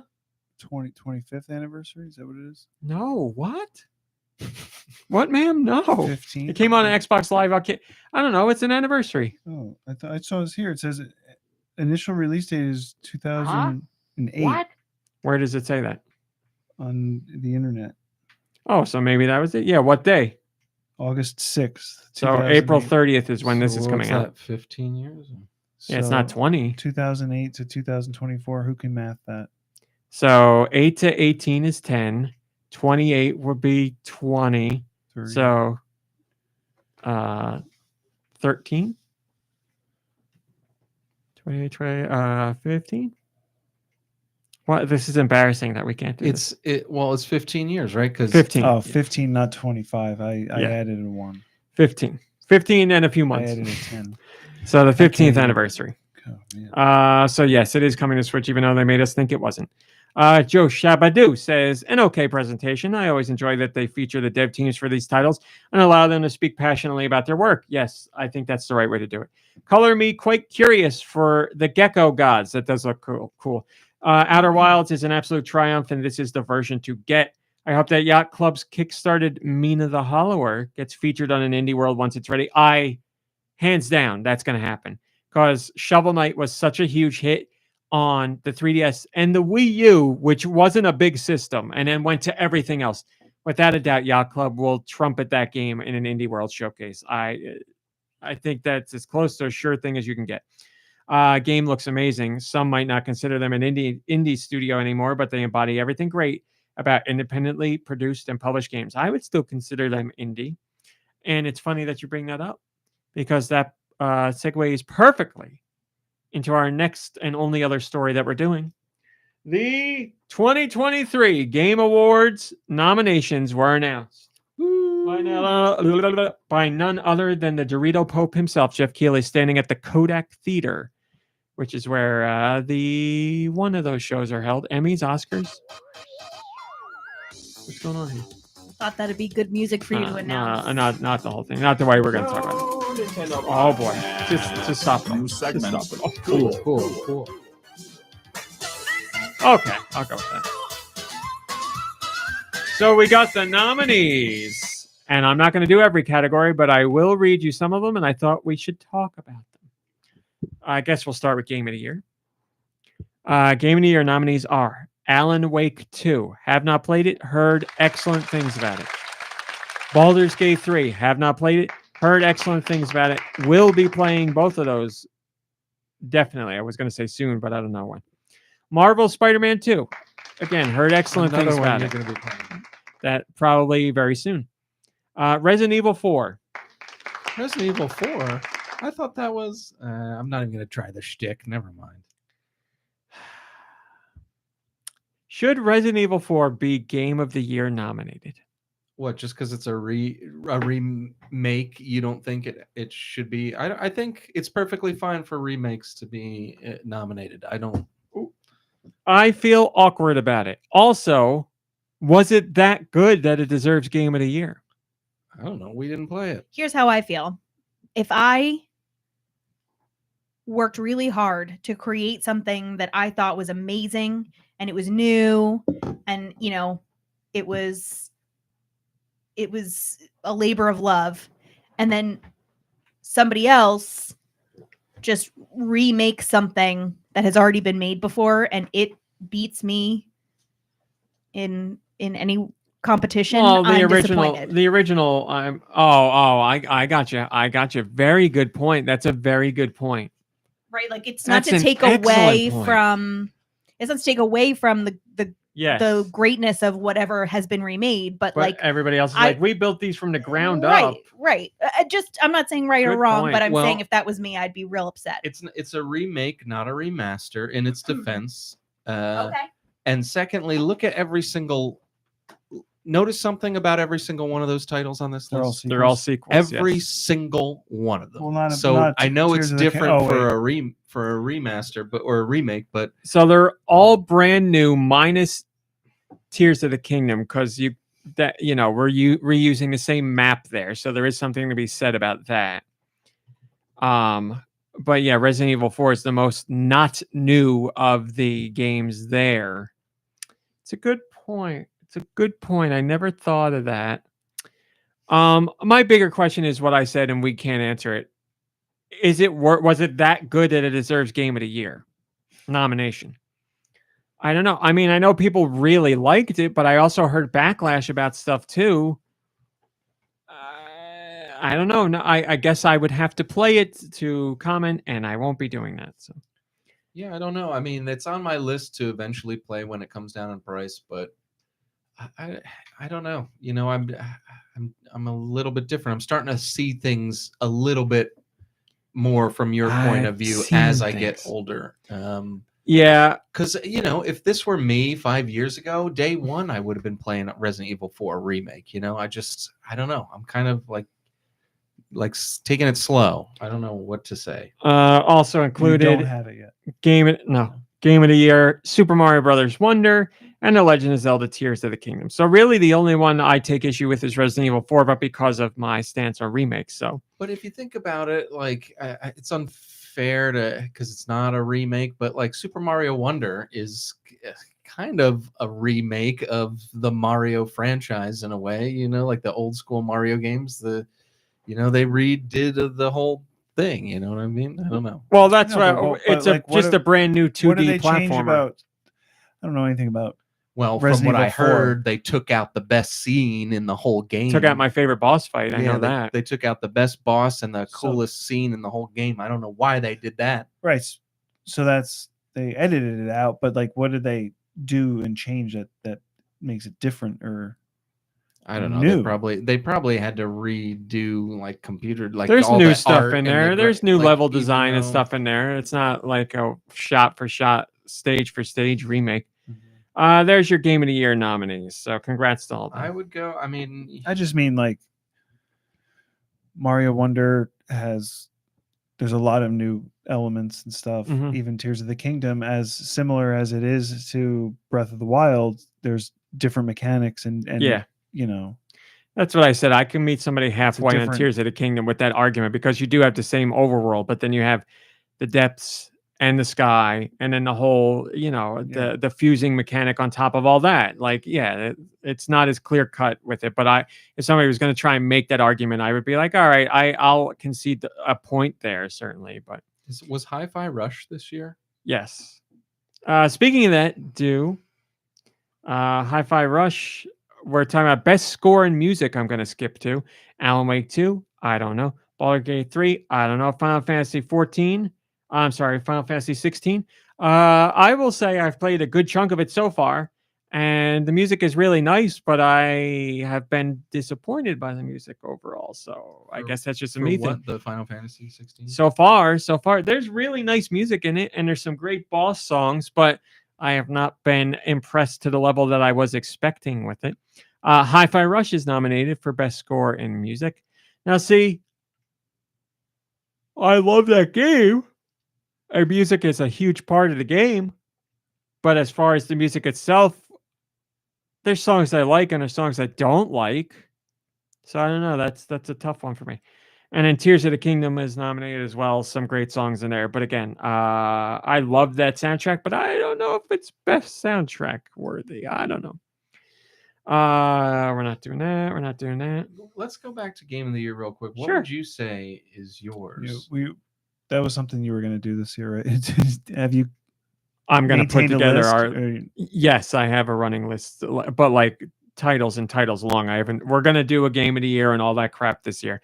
What are you asking me? What's my pick here? Yeah, I mean, I know we haven't played more than Yeah, I half. can't- I can't I guess pick. I'm just saying between Wonder and Tears of the Kingdom, which would you pick? Just between those two. Well, those are the only two we played. See, the problem is both of them have a major brand new mechanic that fundamentally changes how gameplay works. which is the game of the year out of those two? I would go Tears of the Kingdom. Really? Yes. That's what I would have said too. Because I feel that is the more difficult of the two to make. I'm not saying Wonder was easy to make, but like the gameplay mechanics added in Tears of the Kingdom and how they really open up gameplay is mind-boggling. Whereas the Wonder stuff in Mario is amazing and a ton of fun to do, and I loved every bit of it. But that is more of we made this and you played this way, where Yeah. Zelda's like we made this, do whatever you want. Well, I was going to say Super Mario Wonder or Super Mario Bros. Wonder is a game, whereas Tears of the Kingdom is like a much deeper immersive experience that like you can spend hours in this entire world, whereas Super Mario Brothers Wonder, you play the levels from beginning to end. You don't explore and you don't do all this other stuff. And so for like, Well, if you want all the hidden stuff you explore, but I agree. I get what you're saying. you only explore within the confines, like Yeah. you just said. Like you play the game how they want you to play it. Yeah, I mean, it's not really fair to compare a 2D side scroller to an open world game. Like they're two completely different types of gameplay. No, but the full experience is just. I mean, but that's depending on your preferences. Yeah. That's So really, I mean, to go back to like the argument of, how do you choose game of the year or whatever? Maybe it needs to be broken down into like best, 2D game of the year. Well, there's best still going to adventure be game of the year. best game of the year overall. That's always Yeah. going to happen. That's the biggest one. I whenever I look at any of these awards, I try to look outside my own experience and myself and recognize what the game does and how it does it. And that it just so happens this year Tears of the Kingdom lines. If I'm only picking between those two, but I got 4 others to play there, so I can't. I'm most excited out of that 4 for Alan Wake 2, probably, just because I love Remedy. So, but I'm very much looking forward to playing all those. We don't best performance. Does it matter? We can't even talk about any of them. So, nope. We can't Best- talk about them. We got nothing to say. We haven't played Yeah. them. As best performance, the only one I got is Final Fantasy 16, but we can't really say anything. I'm glad Starfield didn't get into the best game. Starfield was snubbed all around, as far as I know, minus I don't know if minus anything. We'll see. Best independent game. This caused quite the stir. Nominated this year: Cocoon, Dave the Diver, Dredge, Sea of Stars, and Viewfinder. I have played Cocoon. I have played Dredge. I have played Sea of Stars. I was just playing Sea of Stars last night. I have not played Dave the Diver, but I soon will. And Viewfinder interested me, but it's the furthest down my list. Here's the problem. What exactly is an independent game? Because Dave the Diver is published by a huge company. Yeah, we could tell. Look at that fancy. But it's made by a very small Well, small it's- team. I don't want to say The independent team. independent is the making part of it, not the distribution, right? But that's the thing. Independent means independent of everything. A publisher. Not necessarily. Well, this is the debate. I'm not telling you one way is right or wrong, but there's Isn't it been the like same with films and stuff, an independent film, but like then they go to film festivals and they get picked up and distributed by somebody. It doesn't make them less independent. well, don't tell me. They're This is the independently argument. I'm produced. just telling you what's That's going kinda on. How I was thinking I would it think was it's too. independently produced, and distribution is another side of the business. Is this a debate, or is this just a Yes. question that you part? No, massive. It's huge. Like the backlash has been absolutely massive. I'm gonna bring up. Give me 1 second, because there's tons and tons and tons of articles about it. What the heck? Wait a minute. Oh, never mind. Yeah. Should facts or vibes determine whether an indie game is really indie? The indie label is losing its meaning, and it's a big problem for gaming. What's going on with the indies at the Game Awards? The Game Awards faces backlash for Dave the Diver nomination. Like, it's all over the place. Well, here's a question. So, are we saying that? Sorry. No, go ahead.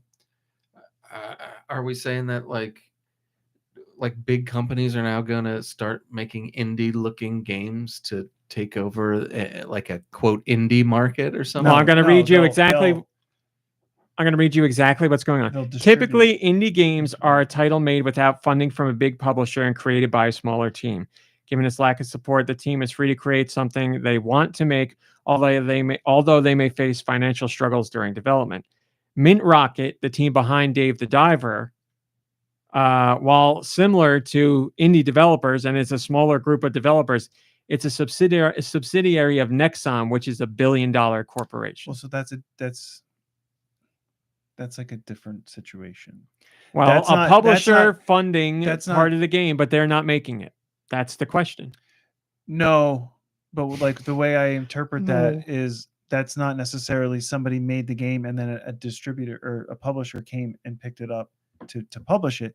It's more like They own the company. like It's Microsoft part of them. owns I Yes. don't even know game company names, and so they are a small unit within the company, and they're making games for the bigger company to distribute.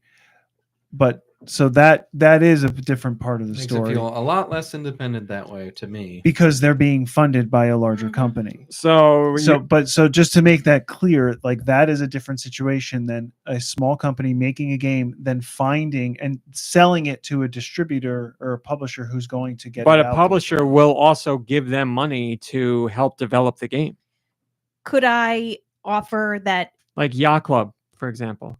it depends on They're- what the money entitles to the funder?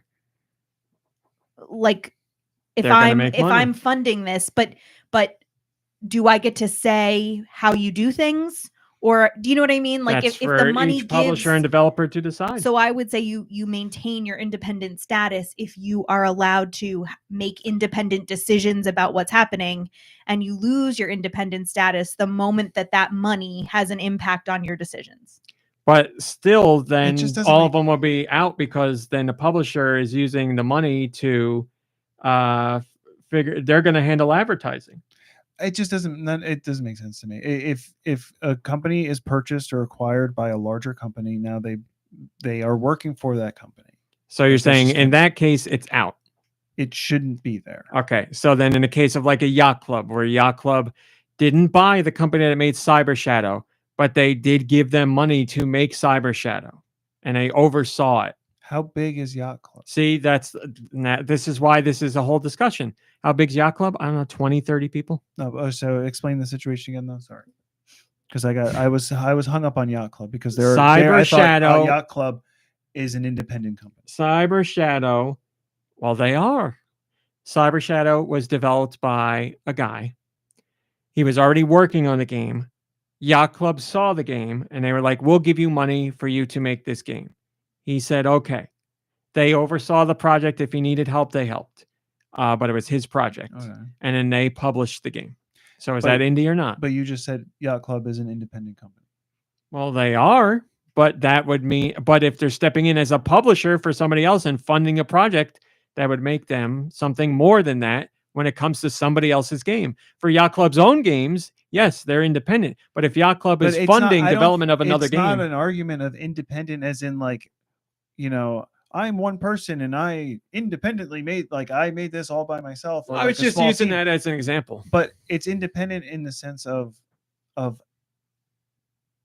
like the size of the numbers and where that money is coming from. So what if a small company gave somebody $1 million? Like what if it's a team of 10 people, they give a company, give somebody else $1 million? With films, $1 million doesn't make it a big blockbuster movie. It's still within that circle because when with film and stuff like that, then they become a producer or something or an executive producer. So they have the potential for like creative input or something, but that Mhm. still doesn't make it less independent. Like it's independent from the larger brands. I'm I not would trying to think. argue any of it. I'm just saying this is the debate going on, and this is Right. why it's happening. So I don't have an answer for you. I mean, nothing is black and white with it. So like you're gonna have those gray periods. But in my opinion, in this instance, when you're a company, saying, when it's a multi-billion-dollar company, like Yeah. when it's a huge corporation that owns a smaller,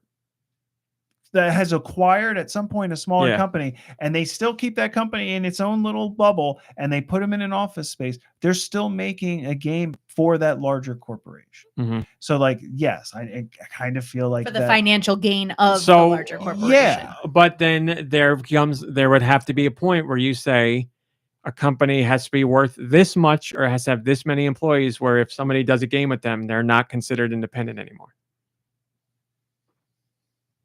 Like between a Yacht Club and a Nexon, they're not considered independent anymore.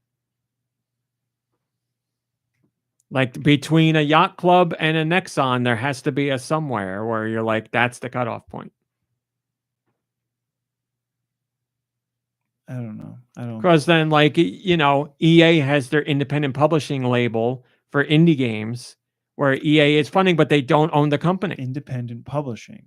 Well, they do it independent from their regular EA label. They call it There's something else. independent. There's companies who are making these games. Mhm. But it's EA. They're publishing. They're not producing. They are funding too. So you keep throwing that in later, so I don't know. Well, that's what I'm saying. Any publisher is going to fund a little bit. They're going to take on some of the development costs, no matter what. I mean, whatever. When it comes to film and stuff, there's large companies that break off small, focus film or focus features, and like what Miramax has. What's the Miramax one? They're out there. Like all these companies have smaller companies that can help fund these smaller things. I don't know. So that's why this debate is happening, because in reality, nobody knows, and everybody's going to have a different answer. And some people might align over here, and some people might align over there. So that's why that one article says, "Is indie just a vibe?" I don't know. Yeah, that's a really good question. Now that you've talked about it, and I've sat here listening politely, I have no clue, and that's why it's not so cut and dry. And I resonated most with what MomBrain was saying, because it was more about the final piece, the art, the actual thing we get to play, and everything else is just noise until it becomes more than just noise. Yeah. So I don't know. So in that case, is it a vibe? I don't know. I still think it's for me to consider something independent. Like I would hate to see someone's vision not come to fruition because they didn't have the money to do it. So I see no problem with taking money from a bigger corporation, whatever, as long as, well, you could do it whatever you want, but I will still consider it independent up to the point that whoever's giving you the money has a say in what you do, then you are no longer independent. Yeah, and then there's the whole muddied waters of the company might not say anything literally, but the developers keep in mind, like, we're making this for this, we probably shouldn't do this, because you're still making that decision for yourself. But it's in you are, but you're doing it with the company's interests, your corporate overlords in mind. You can't say with certainty, but I do agree with that. So if that goes counter from what I said before, then I'm just dumb and it's it's a confusing situation. But again, there's no right or wrong answer here. But I would 100% expect, if a large company is putting up the money to like fully finance a project, that they're going to be stepping in. Like they are not giving full like autonomy or whatever. Is that the word I'm looking for? Yeah, I think it's like a naive perspective to say, but I don't know. I mean, I don't know is the right answer. Yeah, because like everything as far as vibe and spirit and team and all that is indie when it comes to Dave the Diver, without a doubt. Right. Like, no question. But the ownership by Nexon is what people are like, is it Nexon? I keep saying Nexon. I'm sorry. I mean, let's also look at just, award ceremonies and stuff, and how they take things and put them under the wrong label, and just to give them to highlight them or give them that's the thing. Is it the wrong? Like, Jeff Keighley knows video games. He's not taking this decision lightly. And there's an argument for that game to be indie, and there's an argument for that game not to be indie. Choosing these lists, though.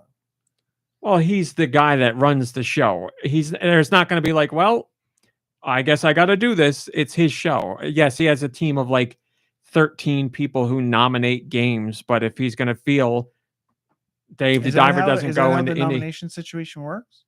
Yeah, it's a whole team of people. But that's how it works, because like I feel like with like the Oscars and stuff or Emmys, the people who make them and feel like it's worthy or whatever, like they initiate the nomination. Like they say, this, like, for your consideration, like, please. His are pooled from a whole bunch of people, and if it gets enough votes, then it gets included in the category. Okay. But he still has final say over all of it, because he's the Dorito Pope. It's his thing. These are essentially his choices. It's like we talk about this. It's like if Oscar were still alive, he'd have final say over all the nominees. But he's gone now, so now it's a committee. So when the Dorito Pope passes on, that's when things are going to get a little dicey. That's right. Who's Oscar? Oscar was the De La Hoya, the driver. Was he the? I honestly talking about the movie. Oh, he was the Grouch. So yeah, that one category has caused all kinds of debate. So we'll see what happens there. Best debut indie game. See, this is what I had a question about. Cocoon. Go ahead. Geometric Interactive is a new company made up of people from an older company. Yes. Okay. This is their debut game without a doubt. Best debut indie game: Cocoon, Dredge, Pizza Tower, Venba, and Viewfinder. And these are 100% all first game from a new company. Yeah. Great. Oh, Viewfinder. I No know it was question in the there other about category, debut. but that's the one where you take pictures and you can like Wait, You that's got out? make them your. It's been out. Yeah. That seems like Switch? it's going to be cool. I think it might be. I've been wanting that game for like 8 years. 6, 7, 8 years. So do you go Cocoon or Dredge? Steam probably or something. Hold on a second. I'm sorry. Say it again, Do. I'm looking up something else. I Do can look you it up. personally go Cocoon over Dredge? Yes. I really like Dredge, but yes. Is that Judge Dredge? That's the guy. Judge Viewfinder's Dredge. not on Switch. I'm sorry. I was thinking of another puzzle game. No. Viewfinder. So, yes, based on what I've played there, which is not a lot, so I shouldn't say anything, but I will say Cocoon is mind-boggling. Like, I So- know Pizza Tower and Venba don't have, like, gameplay you've never seen before. Viewfinder, but as, I'm like, sorry, wait, Cocoon what's wrong is... with Viewfinder? No, as far as a mechanic or stuff you haven't seen in games before. It has been seen in games before? To a degree, yes. There's been games that do what Viewfinder does. Yeah. Subliminal is kind of like that. Yep. There's the perfect Subliminal? example. What's subliminal? Same kind of idea. It's You just a solve game. puzzles, taking pictures and moving things around with perspective. Not superliminal? No. Might be actually. Oh. Superliminal is the one where Might it's be. almost like it looks like it could almost be Portal. Did you play the whole thing? I played a Superliminal. lot of it. Superliminal is correct. Oh, you didn't finish it? No. Well, I was playing it Oh, with You played it till it got old. No, I played it for 30 seconds and then shut it off. And then my buddy came with his friend, Right. or I'm sorry, with his son, who was like 12 or 13. His and 12-year-old friend. and his son started playing, and we were watching him play. And then before we knew it, we played You for got like a into it. couple hours because we were like, But this you is didn't awesome. finish We it. were teaching That each game- other, like giving each other tips and stuff. It was great. Yeah, I remember playing that game and I was like, this game's all right. It's not, I wish it had more to wait, what's happening? And like I was like, oh my god. It's really cool when you figure this stuff out. And I was having a lot more fun, I think, because it was like a couple of us like trying to figure it out. So it was kind of sharing an experience. But yeah, so that's the vibe I got when I saw the trailer for Viewfinder. Yeah, they are similar in mechanics. Which Yes. looks cool. So yeah, Cocoon. I mean, I still got to play the other ones, but Cocoon, I think, is so far out ahead of those. Cocoon above Meg's Monster and above Hi-Fi Rush and above As far Death's as what? Door and above Meg's Tunic. Monster- As far as like, I know they're not in this, but just on a personal level. Because I know you really liked Cocoon, so I want to know where it ranks above those other games that you really loved. I've never thought of it in relation to any of those games, and I honestly don't know. Like, Cocoon doesn't have the emotional impact that Meg's Monster does, but Meg's Monster doesn't have the gameplay that Cocoon does. Like, it's too... See, if somebody were asking me about the games, I'd say you have to play both. Like, they're both amazing. So Yeah, I honestly don't know. It's tough to. But pick one. I'll bring Freddy Fries too. If I'm going to say pick one, I'm going to go with the one that's more accessible to everybody. So I'll go Meg's Monster. Everybody can play that and get something. Some people could try and get in Cocoon and have no idea what to do. So But I also Go Meg's mentioned Monster. Hi-Fi Rush, and I also mentioned Death's Door. yeah, I mean, Death's Door and Hi-Fi Rush are great. I don't think they're Cocoon or Meg's Monster though. So I'll put those two You didn't below. think Hi-Fi Rush was that great of a game? Like, I thought it was great. I thought it was fantastic. Yes, but Cocoon and Meg's Monster are like a step above for me. And what they offer and what you take from them. We're not doing all these. Look, I will say Octopath Traveler 2 was robbed in soundtrack, by the way. Was Octopath Traveler 2 not 2023? I need to look that up. I don't know. I'll look it up. Octopath You're gonna look it up? Traveler I'm gonna look it up. 2. Yes, I got it. Radical Defect says it is 2023. Yeah. How is that? What? Now that was snubbed.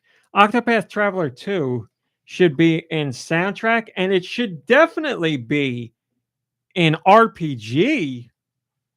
How did Lies of P and Starfield get in RPG over Octopath Traveler 2? That's a travesty. That's garbage. Like, I know Lies of P we're using RPG very loosely.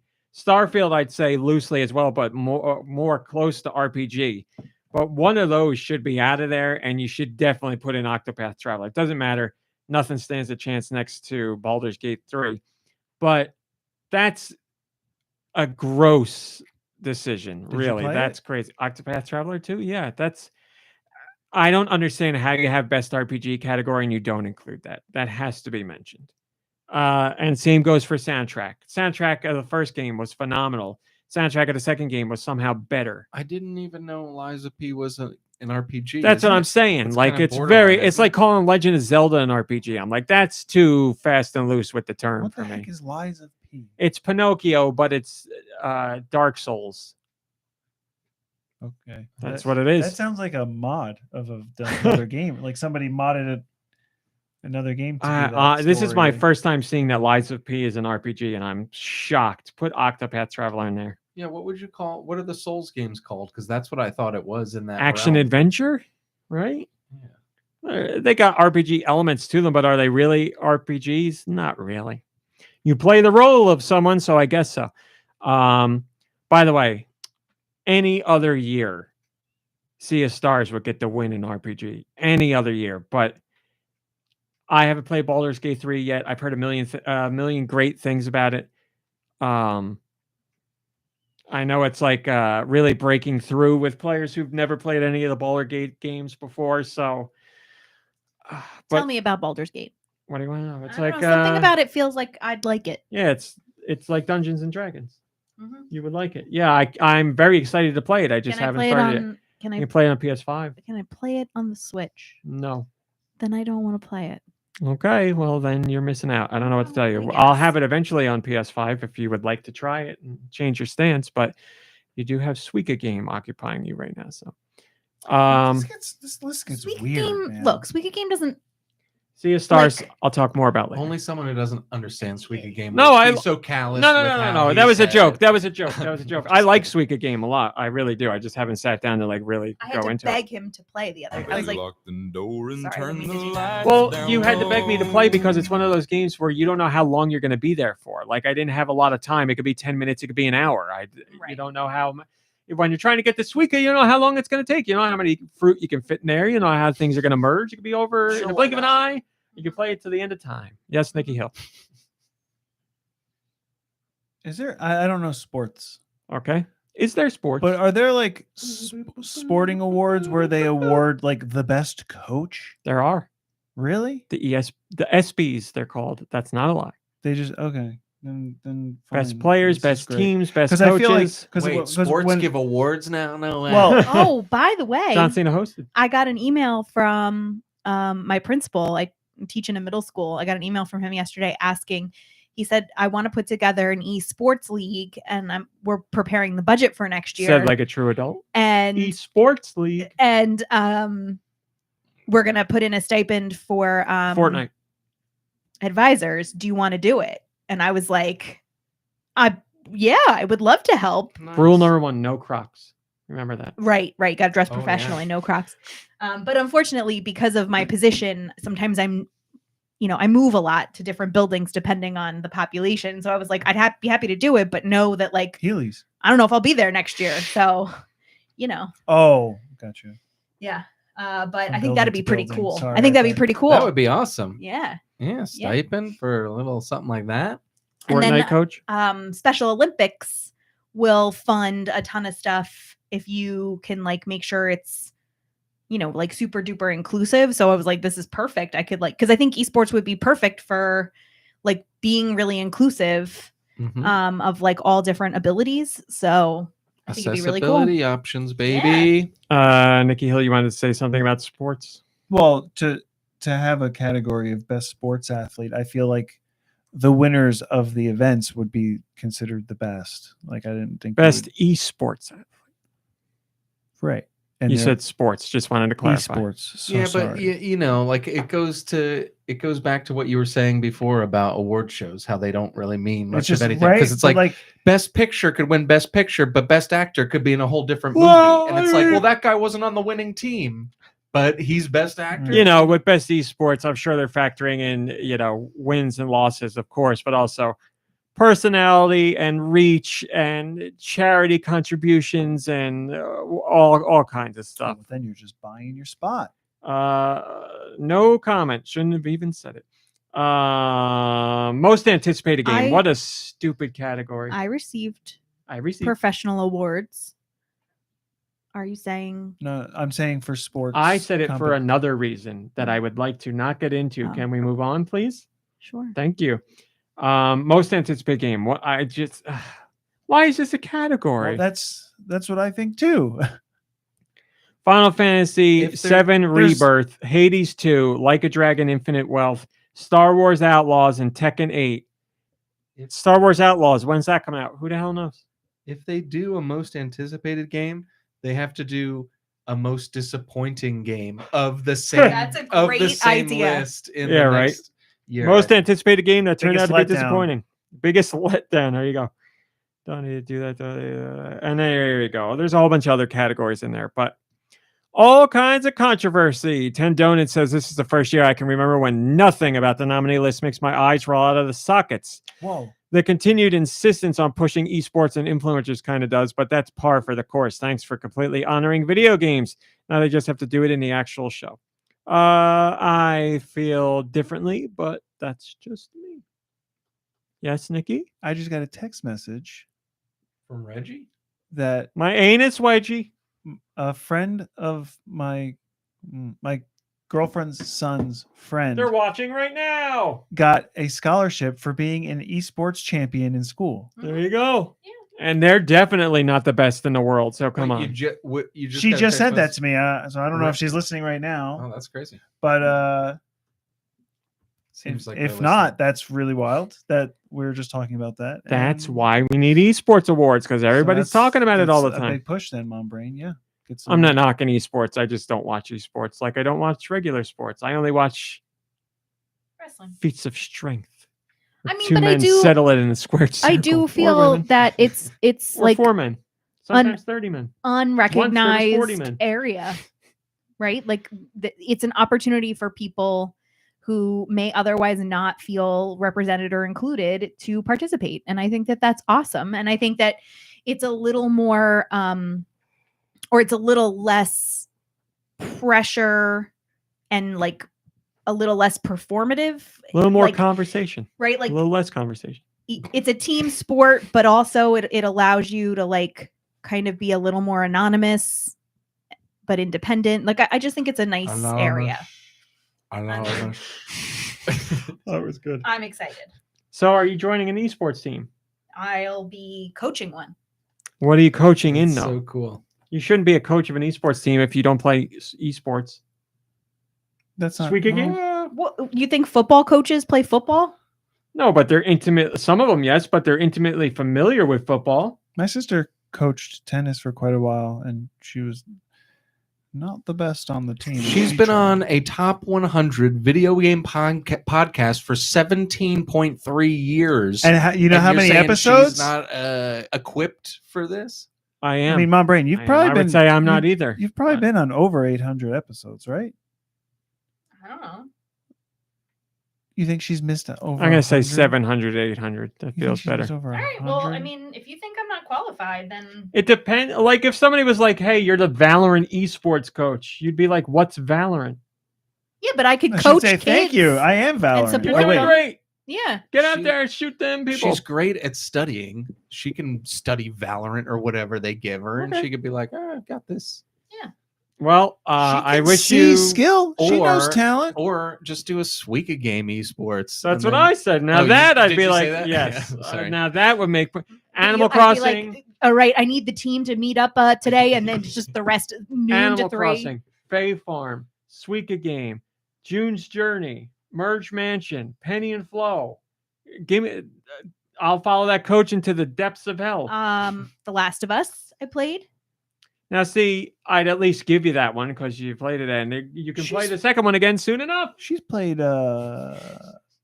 Smash Bros. Right? Yep, absolutely. Yeah. I was in a She was Smash in a Brothers tournament. tournament. She played Fortnite. She played tournament. She did, yeah. She won't play now because she's too scared, but she did. That's true. That's all we're doing Don't for tell my regular team. stuff. MomBrain, what have you been playing this week? This Suika game, What's your top score? What's your rank? Now we got to talk about ranks. 3058. Oh, Can you rank? Is it competitive? I don't think it's. Yeah, I guess there's. People hack the leaderboard, so you can't really know. That's it. Let's go to the leaderboards. Mo. You know, whatever that guy's name is, I've talked about this on the podcast. Mike before. O'Malley. Mike O'Malley. Don't think he's funny. Don't like the guy. Nothing against him. For Just the record, I not just got good as a Suika. host. Not good as an actor. His one Beautiful. moment that I liked him was because he was in a show that I already liked. So that's all. King of Queens. Nope. Good Place. Ted Dance? Who are we talking about? Don't remember him. Mike O'Malley plays like a Oh, security guard yeah. in The Good Place in like 2 episodes. He's like sitting at Oh. it. Somebody even leaves The him a frog? present The at his frog, desk. yeah. Yeah. There you go. Mike O'Malley's claim to fame. But yes, he was on. Mike O'Malley was the neighbor on the show with the guy who used to be the main judge on Night Court, the old Night Court. My goodness. Oh, Harry Anderson? Harry Anderson had a show. He had his own sitcom after Night Court. It was on CBS. Mike O'Malley was the neighbor. Don't remember. Okay. Oh, man. I mean, you're giving us enough This information. is where we need Kirby. Died before his time. Not Mike O'Malley. He's still alive. Harry Anderson, you're talking about. Yeah. I wonder if Mike O'Malley is related to the late Sideways Hank O'Malley and of the Alabama Bottle Boys. I don't know anything you just said, but I'll trust you. Basically, so the original Grand Theft Auto, the top-down one, I had on the PlayStation, the Mhm. black disc, and I would always pop all my PlayStation discs into a CD Oh, of player course. to figure it out. And there was a song. It was the country music radio station song in the game, and it just played one song over and over. And it has to be fake. I never looked it up. I should look it up, but like. The guy's like, that was, the Ballad of Chapped Lips Calhoun by the late Sideways Hank O'Malley and the Alabama Bottle Boys. And you know what? It was so good. I reckon I'll play Well- it again. And I know it by heart. I could sing the song. From now on, yes, Mike O'Malley is related. Definitely. Okay. Nikki Hill, what have you been playing? Thanks for going with me on that. It's been a working week, so nothing for me. Dude, what have you been playing? Just a lot of maintenance games here. Suika game, Animal Crossing, New Horizons, for a bit of Fortnite, and I played a little bit of Dead Island 2. I'm back in. I love to smash. What can I say? But yeah, pretty slow video game week. Thanks for listening, RMC. Oh, wow. One and done. Dave's World was the name of the Harry Anderson sitcom. I like that show. A columnist deals with his suburban life while writing about the strange occurrences that he encounters every day. Wow. There you go. Listen, back in the day, I watched whatever the family watched because we were all sitting around the TV together. And listen to this cast. Listen to this cast. And I also don't see Mike O'Malley, so I'm probably thinking of another show. Yeah. Shadow Stevens. Oh, you blew it, man. You blew it. I was going to say that, but I'll What take else the was bigger Shadow one. Stevens Meshack Taylor. Meshack Taylor. 'Cause I know the name. Shadow Stevens was the It a game host, show. was It the a- announcer on Hollywood Squares. Okay. Yeah. That's a cool name. Meshack Taylor was jumping all around those CBS shows. He was on Designing Women. He had a little guest spot on Murphy Brown, and now he's on Dave's World. I didn't even remember that. Florence Henderson. Look up that show that Mike O'Malley was on then. I don't know what it would be. I was looking up his shows, and I didn't see anything that Rogers World or something. But that's Bobby's World. Yes, dear. There you go. That was it. I typed in Mike O'Malley sitcom. Yes, dear. He was on the CBS comedy for 6 years. Mike Well, O'Malley oh, starred good as for Jimmy you that Hughes. you found it because he's been in a lot of sitcoms and none of them have Well, you know Harry what? Anderson. I crapped on Mike O'Malley. Let's go through all of his sitcoms and give him his due. Oh my God, he was on an episode of Abbott Elementary. He's still doing big things. He's been doing a lot. He had, He's his, on the he had, morning he had a show. show called The Mike O'Malley Show. Believe it. It was canceled. You know why? They found out Mike O'Malley was on it. Oh, he was in Meet Dave with Meet Shaq with Taylor. Eddie Murphy. So Dave's where you probably got those confused. Dave's World and Meet Dave. There you go, Colonel. Draw Meet Shaq Taylor. Oh and man, do that's meet stupid. Ernal. So what did I play? I played Fortnite. I played Fortnite last night. I'm sorry, did we ask? So I did ask. He did ask. I forgot to say I was going to play Fortnite with the boys last night, and in classic Deux fashion, I fell asleep at 8:30. We play at 9:30. I knew I was falling asleep. Here's the thing. Sorry for playing footsie. Oh with you. no, that's all right. I like it. I'm into this this show. I'm a little late to the party, but there's a show on Netflix called Mindhunter Yes, dear. that I've been I've been watching Yes Dear, and I'm binging it, and it's great. And I was getting sleepy because I was on like the 4th episode in a row, and I was like, I have to make it another hour. I knew I was falling asleep, so I set an alarm. And the scary thing is, I don't know. I must have said because it's one of those alarms that you have to talk to and tell to shut up. And like, I think in my sleep, I told it to stop. That's amazing because it's the second time you've done It's it. the too. second time that it's Maybe you happened. were getting chased by someone and you were like, stop.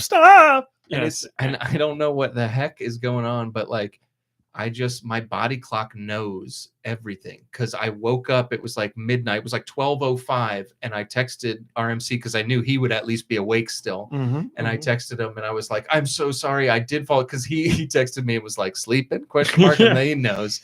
So I said I did fall asleep, and you were like, we just stopped playing 5 minutes ago. And I feel like that's when I woke up, and I was like, I know my body is in tune with the Fortnite. It was universe and the perfect boys. timing. Yeah, if you are always punctual in Fortnite, so you're either there a couple minutes before. No, I'll say you're always there a couple minutes before, and you weren't Always there when I before. got on. I was like, he's asleep. It's over. He's asleep. So I was like, I really don't think we should wait. I think we should play, and if he comes in, we'll back out, because I was like, if he's gonna show up, it'll be an hour from now or not at all. So I was like, You know me well. I'm it's glad that not I'm happening. glad that you didn't wait. Hi, Tall Show. But we did miss you. We missed you because I had a whole bunch of shows I watched that I wanted to talk about, and I think Adam, or whatever, I think Adam did too. But we didn't. Oh, really? We didn't talk about anything. That's so nice. We of you talked guys. and joked around and everything, but we did not talk about anything we watched because we're not gonna. We need the trifecta. We're not gonna share it with Brian because he doesn't watch anything. Nice, so. nice. So all of it was kept a secret. Will I talk about some of it on the podcast? Great. Yes, because I'm going to be talking about Mindhunter next time we play. So we played. We had some good times. It is the 3rd week of old content returning to Fortnite. So we have airplanes are back. So we were having a lot of fun flying around in airplanes together. They brought back the deployable parachute item. So it takes an item slot, but it's like you can deploy a parachute 10 times, no matter where you're jumping off cool. of. So that's great. The tactical, I don't remember, some tactical little sidearm. That's great. But yeah, we had some good games. It's a lot of fun. Loving it. Snowy part of the map now is back. The snowy, whatever it's called. Yes, good stuff. Sinfield, I play on the Xbox Series X. Deux plays on the PS5. And we found out there's a new bug after every game. Oh no. The option to ready up is not there. We had to go to the lobby every time. Oh, that's a bummer. It seemed to work quicker than usual. I don't know why, Interesting. but every time. And sometimes the spectate button wasn't even there. It's whatever button it felt like throwing out there, but not once was ready up there. So something I got to work on. But anyway, I played that. And then the only other thing I played this week, because I had a nightmare week, was Sea of Stars. I already completed Sea of Stars, but Oh, you did? I didn't How get long of a game is it? 20 to 25 hours. But I was going back in to get. That's a good length. I like that. It's good, yeah. You feel like you get a good adventure out of that. But when you get the ending, you get an ending, and it's an ending, and it's fine, and it's Uh-oh. no, it's good, It's fine. but it's that kind of ending where you're like, this game's got another ending. You're like, there's something else going on here. Okay. And then after the credits roll, it's like, hey, this mysterious thing showed up. And then the game's like, also, you can save your game with all the stuff you just did, and it'll take you right back to right before the final boss fight. So the game's like, hey, there's something else to do if you want to Gotcha. do it. So I was setting out to do that. And it was like, go to this place and fight this thing, and go to these 3 things and put this thing together. And I'm all about that. That's fine. I now that the game's over, I'm like, yeah, I'll do all that stuff. I'm excited, and I'm interested in the story enough to be like, I want to see what happens if I get the other ending. But then it does this thing, Uh-oh. and it's really taxing me because I don't. As far as I know, there's no better way to do it other than looking up a guide online, which still wouldn't make it any better. There's 60 shells in the game, and you use these shells to cash in at this special place to get special things. But if you want to get the best ending the game has, there's only 2 endings. If you want to get the best ending, You have go to to get YouTube, you you have to- type in best ending. you have to get all 60 of these shells. And I've gotten a lot, but I haven't gotten 60. And as far as I know, there's no item you can buy that's like, this will show you where the things are. So yeah. I'm like, And I have to some- go everywhere in this whole game and hope I find these shells. for Like, something like that, would you ever look up a list just well, to I do the same it? thing. Once I beat a game, I open myself up to guides and whatever because I've Okay. beaten the game and it's completely fine. But that's annoying because you don't know which ones in the list that you look up. Exactly. So you'll be like, you have to retread the ground, right? Because it's not like you'll be able to be like, I definitely got these. Exactly. As you're reading descriptions of Burn the and fun. Cheese says I did everything else because it was fun, but that wouldn't have been fun, so I didn't. It was literally my only complaint with the entire game. I feel That's a bummer. exactly like you do, Burn and Cheese. What a Everything crap. else is fun. Everything else is great. I have no complaints about the game. What a fake locked door that is. Well, Like, they give what you a whole crappy- litany of stuff you have to do at the end to get the special ending, which is fine because, like Burn and Cheese says, it's all fun stuff. Solving puzzles, fighting bosses, doing little side quests. But collect 60 things, some of which you already have, and there's no way to know where all of them are. And they're hidden. What do I do? hidden things. So I literally have to wander through every area I've ever been in the entire game to get them. That's And too even if I much. look up a list online, it's like, go to this level and go through all these dungeons to get to this one room where there's a thing. Right, Like, and come on. you might have already gotten that one too. You just might not remember. Exactly. I can't just, there'll be like a handful where I'm like, I remember getting that one because there are a couple. But Branchy says there is an item that will let you know which areas you've completed, but it doesn't get specific enough. So this is where I'm at. What do I do? Do I do the YouTube route? Because that's not as satisfying, but I want to know what happens. I think for me, first of all, you've already made it further than I've ever would have given the game a chance. But I would YouTube the ending at that point because I'm not going to look up a list of 60 things and then just like go down every single one and retrace my steps. A, it's not fun. Like Bernacchi says, I don't think it's fun. B, that's going to take a lot of time. That's going to be hours worth of backtracking. Like, that's not fun. If I could have an item that I buy where it's like, this will let you know exactly where the things maybe are. it like dings when you're next to a close like if to I it could or look at a something. map and it'd be like, here, you're missing 4. And then I'd be like, this there is you go. still a pain in the butt, At but I'll least do it. You know what you're doing, like Yes. where to kind of focus your attention. So that's where I was last night. I put in a whole bunch of hours and I did everything else I needed to do. And I realized I needed to do that. And I was like, because whatever the ending is, it's never going to be as satisfying once you do all that. Like it's not. I it's not gonna be don't worth care it. how amazing the ending is. None of it is the ending isn't going to make me enjoy the Jesus. I don't know, 2 hours I'm going to spend collecting these shells. Probably going to be more than that, but Right.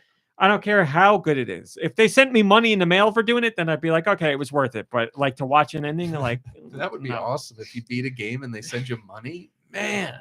Branchy says I beat the game having accidentally done everything for the secret ending except the shells, so it felt even worse. Yeah, I had done some of them, but not all of them. And now that's the only thing I need to do. So, Born and Cheese, you and I are in the same boat. So maybe I'll just watch it tonight because then I want to go to Spider-Man. Yeah. Like I want to go to Miles Morales and give that another go. It's just so frustrating because, like Burn and Cheese says, I got no other complaints about the rest of the game. It's phenomenal. I don't Man, know. that's a real bummer. I'm gonna open up the game. I know, and I'm gonna be like, let me see how many shells I got, and then I'm gonna look at a guy and I'll be like, maybe it won't be so bad. Don't do it. I I don't recommend it. It's not the best way to spend my time. Seeing I the don't ending think just so. online will be the best way, but I feel bad. Yeah, I mean, that It's doesn't just feel good. frustrating. I feel frustrated is the better word. Like, you know, Yeah, it's if like- it's like beating bosses or something, then I want to go in and do that. And if I didn't course. beat the bosses, then I'd feel like a sham being like, you I'll just feel like watch it you on didn't- YouTube. Yeah, you didn't do it. But I beat like all the extra bosses and the extra hard challenges, and like there's a simple sense of accomplishment there. But doing this now. Compliment. So that might be what I'm going to do. But Sea of Stars, if you haven't played it, get the demo. What a game, man. What a game. And I just have such a sense of pride when I beat an RPG now because, you know, I went most of my life not playing RPGs. So finishing one is it just feels so good to me. But this one in particular, man, they really did a fun adventure, and it's gotta be one of the top 10 nicest looking sprite based games I've ever played. The artwork is so nice. And the special, you know how most RPGs will have like special moves where you team up with partners and do something and it's all flashy on the screen. The lengths to which they go to showcase these special moves is amazing. Like the main character, the two main characters, one focuses on one's tied to the sun and one's tied to the moon. And they both get special attacks that they could do. And like the sun guy like leaps into the air and like conjures up a giant like fireball, and like the camera spins around and then he throws it down onto the enemy, and there's all kinds of amazing animation and like a huge explosion. There's one where these four characters get on a pirate ship together, and if you see the camera like scroll up, and then it cuts to like a giant ship in the ocean, and like cannons firing off, and big clouds of dust, and it's all like pixel art, hand drawn, and it looks so cool. It makes the attack so awesome. Just love it. Like the amount of attention to detail they put into the visuals is staggering. It's one of the most gorgeous games I've ever played when it comes to 2D pixel stuff. And I know they're fudging 2D a little bit because a lot of it is 3D, but it's made to look 2D. Some of it is, the whole game is gorgeous start to finish. But if I'm just talking about visuals, man, I know I said top 10, but it might be top 5 most beautiful 2D art games I've ever seen. It's something else. But the game itself, phenomenal. One of the coolest battle systems I've ever seen in an RPG. So multifaceted and multi-layered. Really engaging because it's got the action inputs where you can take less damage on a hit, or you can do more emphasis with your hit depending on when you hit it. Plus there's moves that are timing based, like if you're doing an attack, it's like Legend of Zelda. You throw out an attack, the enemy bounces it back, and you can volley it back and forth when you hit the button.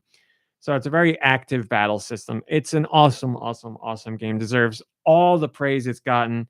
Deserves all the big sales it did. I know within the first week the game was on sale, it beat their year's projections for the game. So they're head over heels with the reception. Like, one of the best games I've played in a long time. So heartfelt, and so you could just tell so much passion was put into this game. Amazing stuff. So that's what I played, and it's just sad to end on a sour note of I don't want to collect these things. I'll watch the ending on YouTube, but good stuff. I played it on PC. I didn't play it on Switch, so but I hear it runs great on all the platforms. Very cool. And that's it. Let's do questions. Send your questions to GoNintPod@gmail.com. Where? GoNintPod@gmail.com. They can be about Nintendo video games in general, Mike O'Malley, or whatever the hell you want. Today's question comes from TaterTot and BlakeMeister5000. Hello, Nintendonians. Sorry. Yeah. My son and I have been listening and watching the podcast for a few months now. I apologize for that. He is wondering how many Right? posters, Tater Tot and Spud? Yeah. That's right. Yeah. how many posters do you have in the recording room? Well, let's find out right now. George is a person. 1, 2, 3, 4, 5, 6, 7, 8, 9, 10, 11, 12, 13, 14, 15, 16, 17. Probably another one back there I can't see. 18, 19, 20, 21, 22, 23, 24, 25, 26, 27, 28. 28. We got room for a little bit more. We got 28 in here. And a towel. And a Most towel. most of them from Nintendo Force magazine or NF magazine. Thank you for the question. I love posters. My room back in the day when I was a kid was plastered with posters, including the ceiling had posters all over it. Games and anime, all the stuff back then where everybody hated you for it. But nowadays, well, with the younger generation, you'd be cock of the walk, as the kids say nowadays. We were cock of nothing. I had a Ghost in the Shell poster. I had Fooly Cooley. I The had first 100 Pokemon on your door. first 100 Pokemon. I had video games stuff. Like I had every nerd thing you could think of. It was You had there a back big then. Nerd Doom box. Doom box. Yep, like a promotional We box have from it. the It's in the store. basement. Yep. Yeah, all the stuff that if anybody at school saw it, that wasn't my friends would make fun of me for it too. But if anybody at school saw it and wasn't a friend, it would have been the end of it would have been the end of nothing. I was a nerd no matter what. So. Yeah, I don't think. I would have got made fun of more, is what I should have said. We also have a Patreon. MomBrain, did you know that you can join the Patreon? For $1. For $1. GekkouKitsune did, and they said, have you ever used a fight stick? Wait.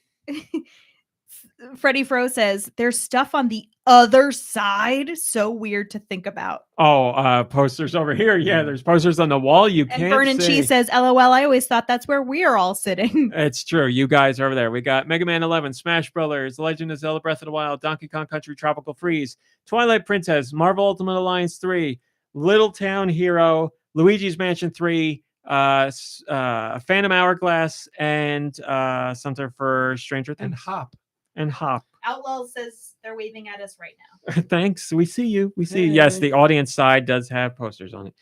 Have I ever used a fight stick, says GekkouKitsune. So, fight stick in today's terms, Like a kosh? no.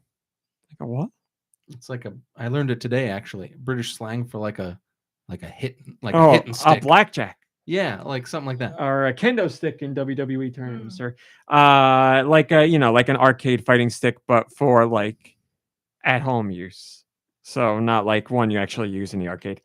So I've You never had the owned big one? huh? Like the Nintendo pad thing. See, that's what I was gonna say. I had the NES Advantage, which is technically a fight stick. It was only, it was the regular buttons on the NES controller, a joystick, and like turbo buttons with dials. But that counts. But yes, I've never used like a modern fight stick. Some of them, they're really nice. There are certain games I'd like to play with fight sticks. Definitely like fighting games, obviously, but other stuff too.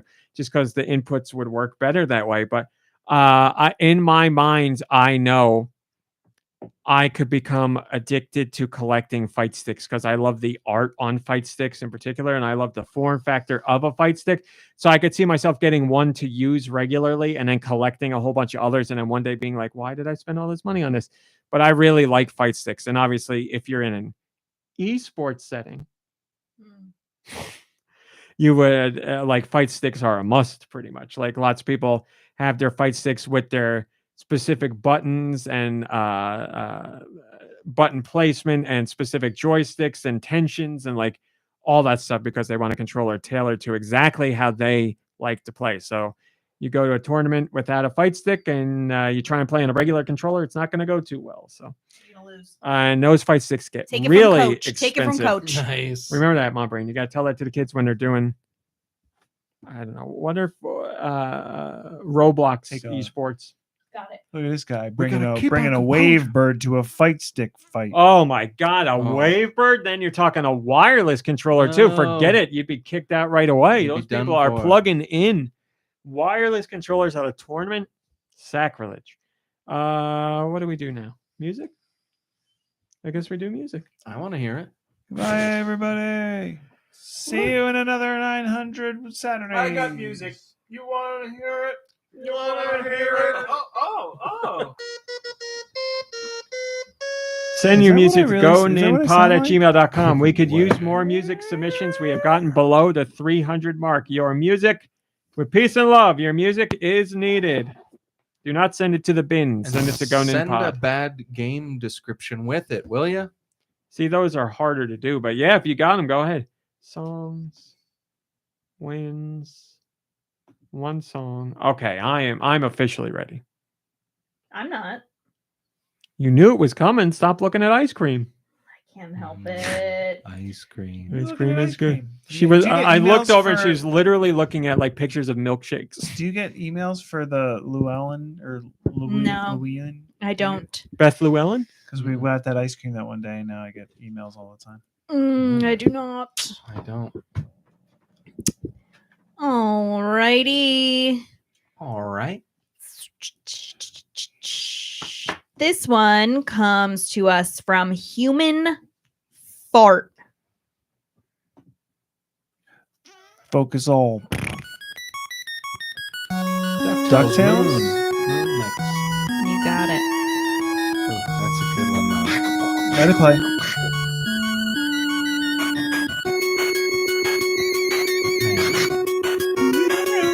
It's just so damn good. It's so good. Last week we were talking about that Capcom guy, and here he is again. Yeah.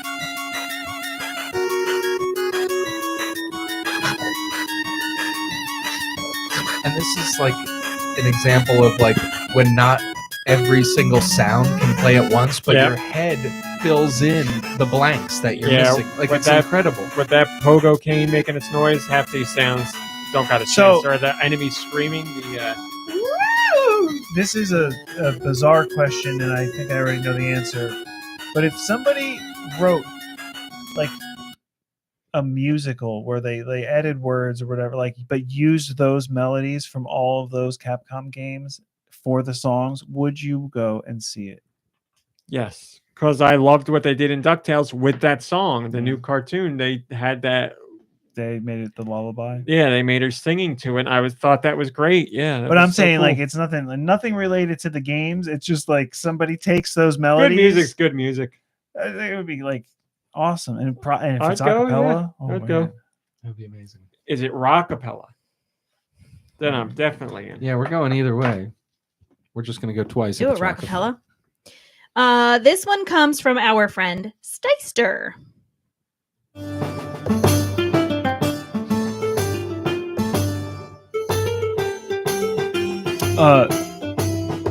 Monty Python and the Holy Grail, the movie, the game. Sorry, no. Teddy Bear's Picnic, the I'm game. sorry, no. Little King Story. Absolutely not. Final Fantasy 9. Is it an RPG? It's not. Your first party doesn't sound like it. It is not first party. I got nothing. You played it. What system?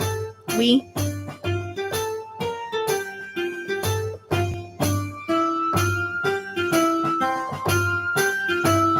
I got nothing. Did you play it? I'm pretty sure. In fact, Robbie, I think your parents played it. Maybe not for parents play. Is it like? This is a trick. Is this not something that we would think it would be from this? You know what I mean? I mean, no, Zack and Wiki. no. No, I give up. It was Boom Blocks. Oh my god, I would have never Oh, guessed gosh. that. Love So, Boom Blocks though. Don't remember its soundtrack at all. Clearly. Clearly. This one comes from GekkouKitsune.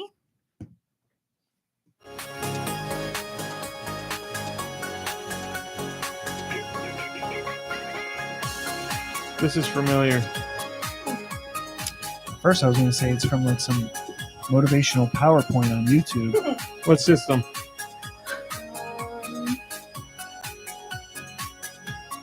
Wii U. Nintendo Land. No. Damn it. That noise. The first party? No. It was a WiiWare game. No, it wouldn't be because it was on Wii U. All right, it's not first party and it's on the Wii U. That should really narrow things down. We love golf. No.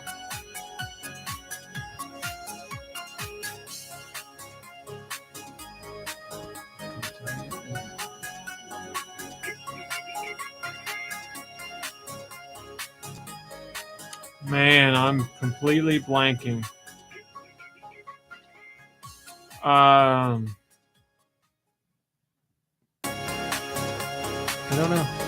I don't know. Is this a menu of some sort though? Like this is It could be the menu of the Bonoa. game, but it's not. No. Go ahead, I don't know. Sonic All-Stars Racing Transformed. Oh, all right. I'm not upset. That Okay. cannot be gameplay music, can it? Probably That not for sounds a like a racing menu, game. yeah. It's a Sonic racing game. Gotta go fast. That's what I heard. I eat that chili dog. It's good for what ails you. Can I eat that chili dog? Can I eat that dog? Alrighty. This one comes from Guy Bones.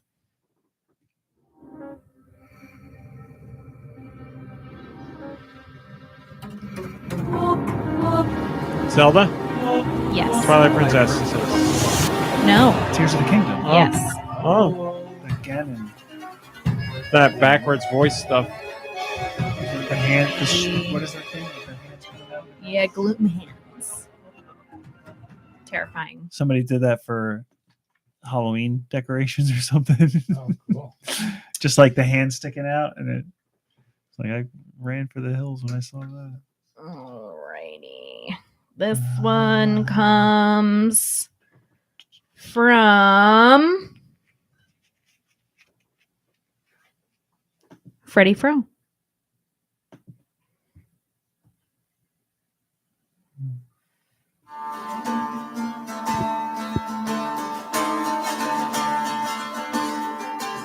This sounds so familiar. Is this The Witcher 3? It is.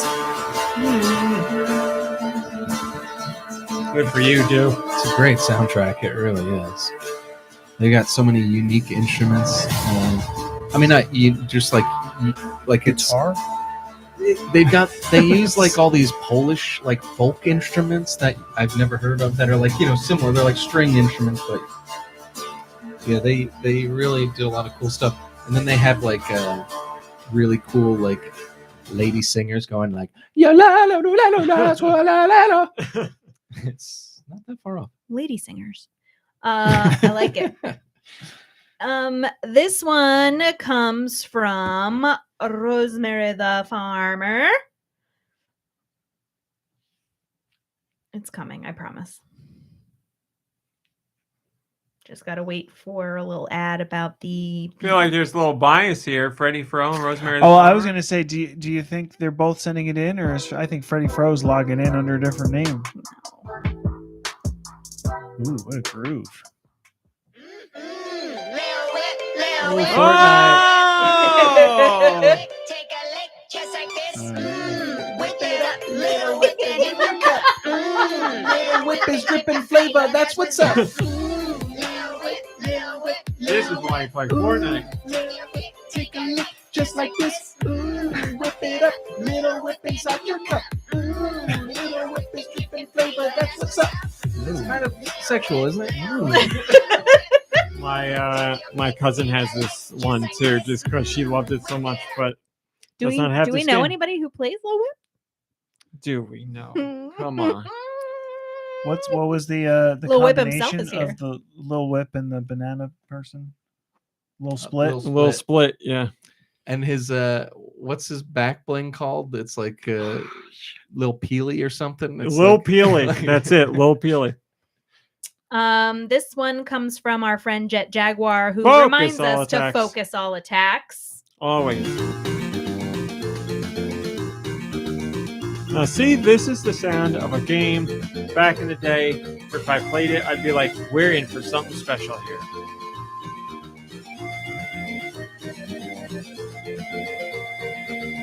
You know what it is? No, but I'm going to guess first party.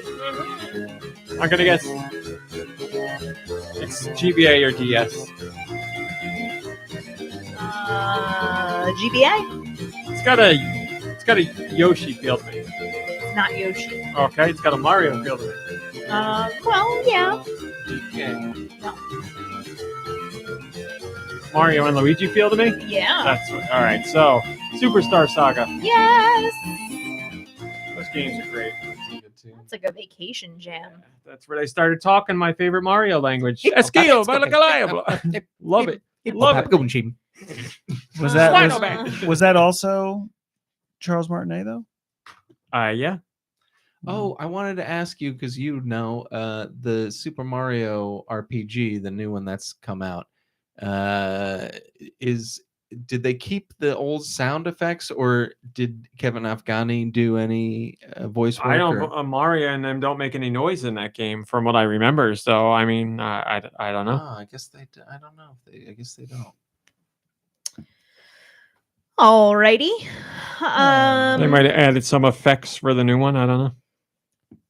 We have a little ditty here from our friend Name of Austin. Oh, who's touring now? I follow him who- on Instagram. He's going all over the place. What's he doing? What do you mean? Music? Playing music? Yeah. Um, What else would he be touring? Music. Well, I don't know. He's very interesting. Stand-up guy. comedy. It'd be He funny. could be doing anything.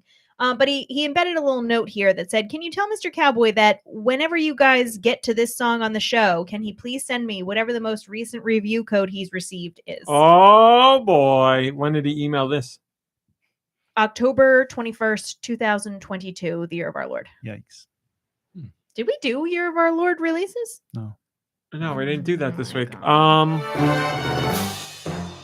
Yeah. First off, I'll get you a code. There's always codes. I know this. I think I know it. Yeah, you know it. Is this Star Fox related? It sure is. Yeah, I know my Star Fox. Okay, so what system? Let's just.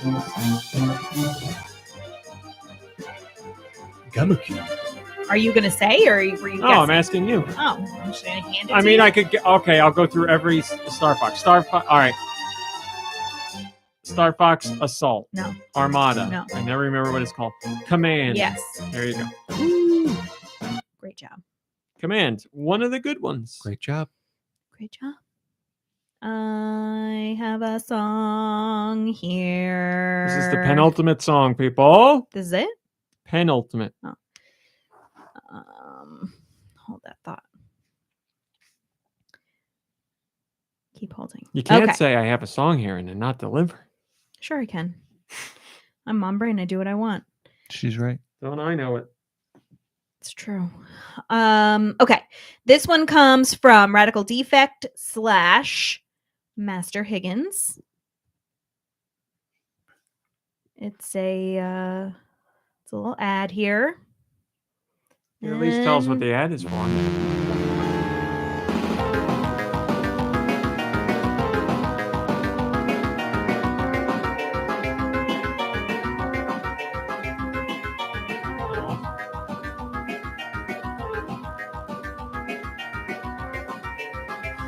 God, I got no clue. I got no clue.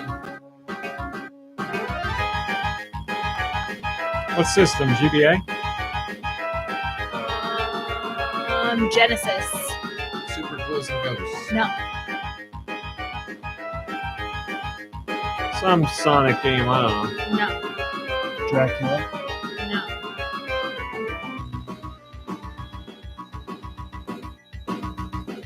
I would just be taking a shot in the dark. I got nothing. Sure. Well, apparently I should know what no, it is. No, that's Yeah, I'm sure. I don't know.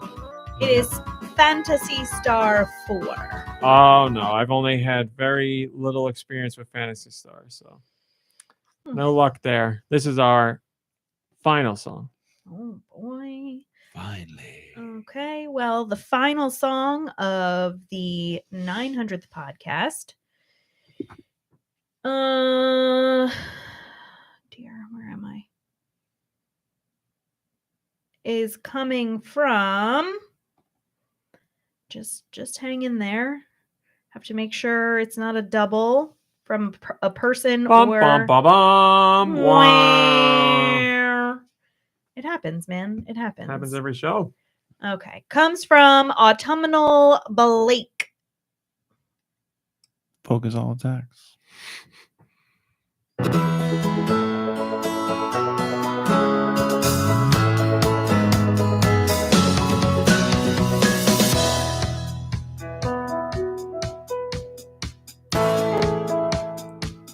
Man, what am I doing? Am I building a house? Is this The Sims? This is end credits. You are not building a house. It's not the Sims. Am I with animals? Is this the Dog I Island? don't think so.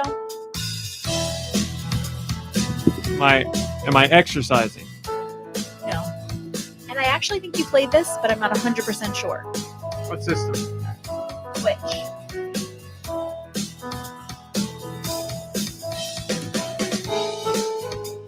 It's your first party? I don't think so. Alf didn't have a Switch game. Doesn't have that feel, does it? 80s sitcom the game. 80s sitcom the game. What the heck? I don't know. is Anybody? this? Got no idea. Anything else? No. We're giving up. Ooh, Ooh, baby. not bad. Situation here. It is Otoko Cross Pretty Boys Solitaire on the Switch. Oh, you know, Right, I you played didn't that? play Solitaire. No, I was Oh. playing Quabbin with Qual. What was this? What was this show called? Mahjong. Mahjong with Qual.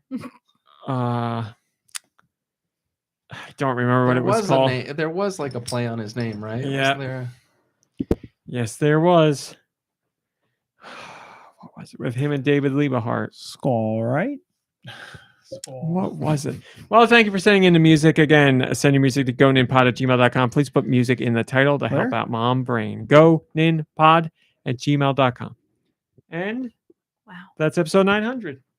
We did it, people. We did it. We sure did. Congratulations. Look forward to trivia. I'm going to do my damnedest to get it ready for next week.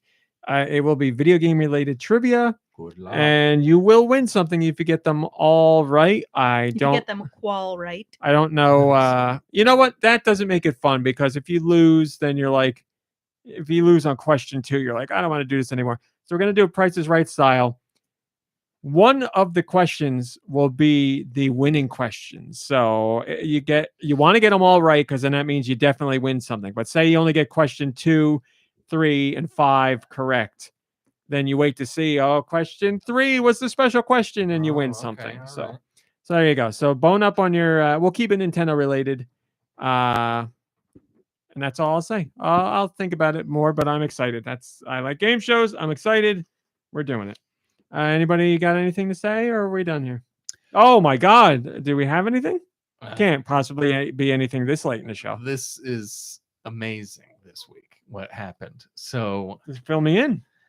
Deux views. Oh my God. It's never news. Rumor of the week with Dew Michaels. Ladies and gentlemen, I just heard from my secret Capcom rep, and they let me know of this crazy. Usually, it's a rumor what I have to share at the end of each show, but no, this time my Capcom Spider and or Fly brought me a real one. So we're going to be talking about a real For rumor our today. 900th episode too. What an honor! I know. Well, this is what's happening because of the 900th episode. So Ooh. the leaders over at Capcom were listening to this show live, and they heard all the Harry Anderson night court Oh talk, boy! and they decided this is the perfect sequel for our Ace Attorney series, and they're doing if you remember, John Larroquette played Dan Fielding in the attorney in that show. So it's Dan Fielding, Ace Attorney,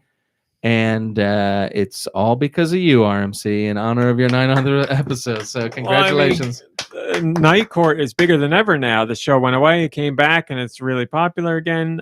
Some say better than the original show. Well, I'm not one of them.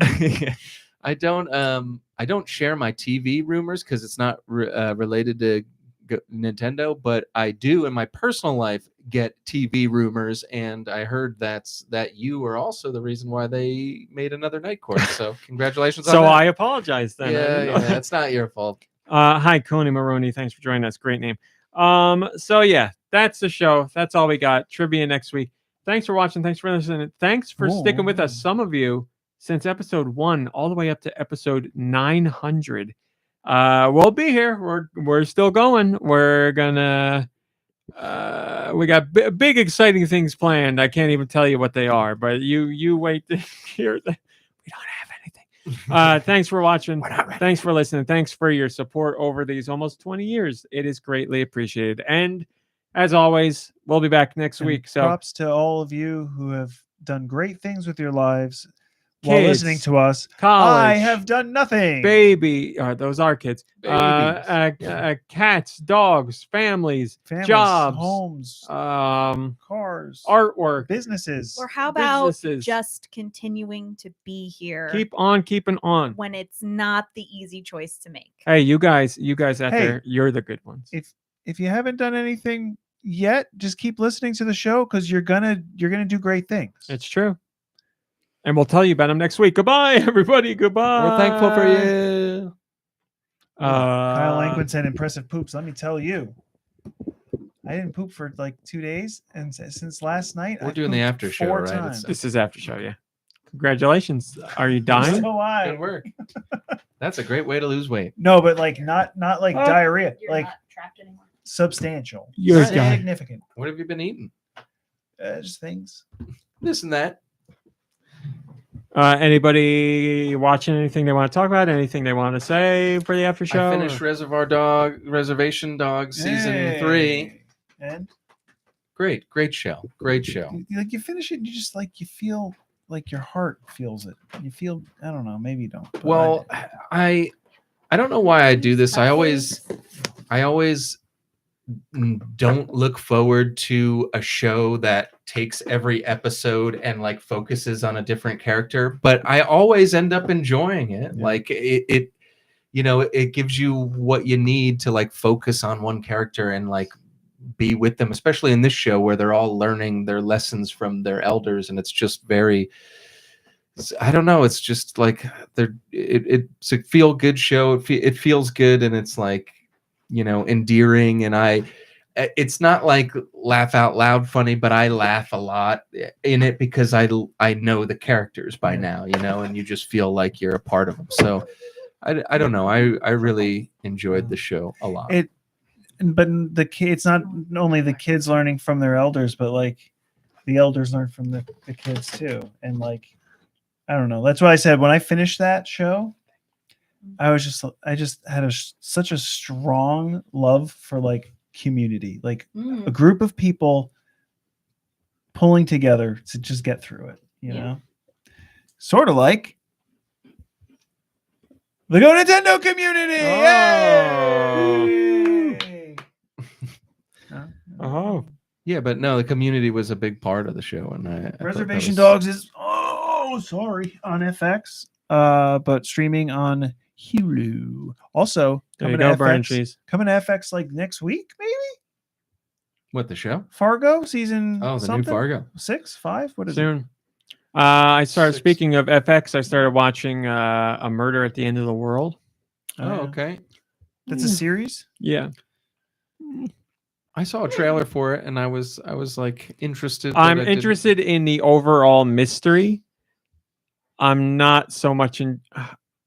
I don't know. The writing's kind of off for me. There's a kind of. Was it recommended to you for? No, I saw the trailers and I've been keeping up with it. I was interested. Then I saw the reviews and the reviews were good. And I saw audiences really like it. So I was like, let me give it a shot.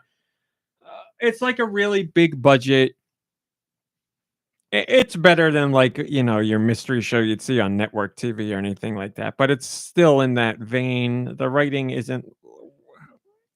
I'd be. You guys should watch. There's only 2 episodes out right now. You should watch one of them and see what you think. It's just not quite hitting for me. But the mystery, I'm like, yeah, I want to see what happens with the mystery. I just wish I could enjoy it more as it was going along. But I do want to see like the grand scheme of things, what's going on. Is that the same like the I don't remember, Brie Matlin or something, the woman that did No clue. the OA. I believe yes, because every time I see anybody talking about the show, the comments are all saying "Bring back the OA." So that's I'm gonna guess. But yeah, and the lead actress,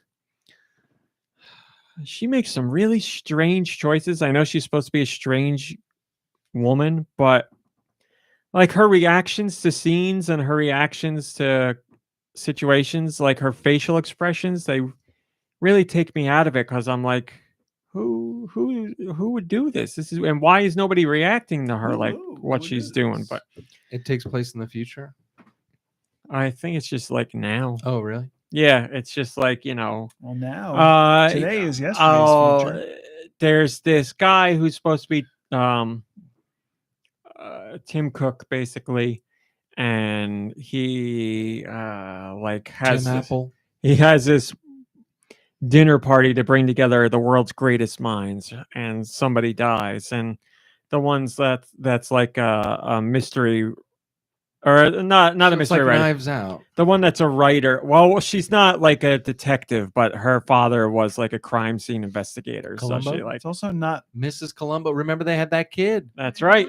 So yeah, somebody dies at this thing, and she wants to figure out who did it or how it happened, So it's because a she's like, they didn't mystery. die, somebody killed them. So basically, it could have been a 2-hour movie, but they made it an entire series. Well, we got to see what happens. I don't know what's going to happen, but yeah, the writing's not that hot. It's shot very nicely. It's a really nice looking show. I like that. So it coasts by on its looks. Like it's very sets are really nice. Like all that. It's a great to look at High show. production value. I think that might be another reason why I'm not enjoying it, because I'm like, this side of it's really good, and this side of it is like, Right. And you're like, I want more, huh? your keyboard is. I know that's. I don't know if there's something that Nothing I can do. to What it prevent do? that. So yeah, that's it. Is Hulu as big as Netflix in the US? I don't know anyone who has an account here in the UK. Hulu is big, but not as big as Netflix. But Hulu is definitely up there. Hulu's very popular. Hulu's definitely picked up highest user rating by customers out of all the streaming services in the US, and by a lot. Like people really like Hulu. So there you go. So that's what I watched this week, among all the other stuff I'm watching. By the way, I gotta say this again really quickly. Frieren, the anime. Every episode it gets better. Holy shit, is that show really good? This last episode it gave me goosebumps at the end of it. I love this show so much. MomBrain's watching it too, but she's watching the dub, so she's got to wait a little bit longer. But this is the first season. If you have not watched this show, get in on it now. It's an anime of the year for me. Man, I've seen a lot of anime this year, and I liked a lot of it. But this is the top for me. This is the one. Maybe it's not because of Attack on Titan, but that's 10 years culmination. That's not really fair. Right, yeah. Attack on Titan was amazing. But yeah, Frieren's really good, and it's Best really new anime, maybe. That's it. Best new anime. It's really unlike anything else that's out there right now. Really, really enjoying that. There's an anime I got to show a trailer to you too. I didn't even know about it until a couple of weeks ago. It takes some of the ideas of Silo, which I know you liked. Yeah. And I've only seen one trailer, but I'm like, ooh, this looks really good. And it's got some Silo stuff going on. So I'll have to show it. Did you ever finish Silo? Did you kind of lose steam on it? No, I finished it all the way. It was good. Like, it wasn't bad. It was good. I didn't love it, but when season 2 comes out, I will watch season 2. Cool. I loved the idea so much, and I just wanted more from the idea. And I don't want to get into spoilers, but what the hell's a book? But the second season, I'll be like, yeah, I'm going to tune in to see what's going on there. Yeah, right. I watched. I mentioned this earlier. I started watching Mindhunter on Netflix. I highly recommend it. First 2 episodes are directed by David Fincher. The whole series has like a Fincher feel He's to a it. producer on it. I believe so. Charlize Theron was a producer on it too. It takes place. I don't know if it's true. It seems like it's kind of loosely based on a true story. If you like Silence of the Lambs, you might like this. It's basically takes place in the 70s when the FBI was first starting to kind of coin the term serial killer and like figure out what makes them tick. Because before that, they were just law enforcement just saw serial killers as like crazy people and they just didn't want to ever talk to them, which makes sense. But then there was like, some eccentric kind of, what's his name from Hannibal? Will, he's not as great as Will is. Oh my God, what's his it's name? not Will. Is Will his name or is that the actor's name? The No, guy. Hugh Dancy is the Hugh actor. Dancy, thank you. So Will, there's like a character that reminds me of him. He's not as good as him, but like he's kind of the protagonist in this, and he wants to know what makes these serial killers tick. So he goes and interviews real serial killers, like true story serial killers when they're in jail and stuff. And it's interesting. It's got that Silence of the Lambs feel to it.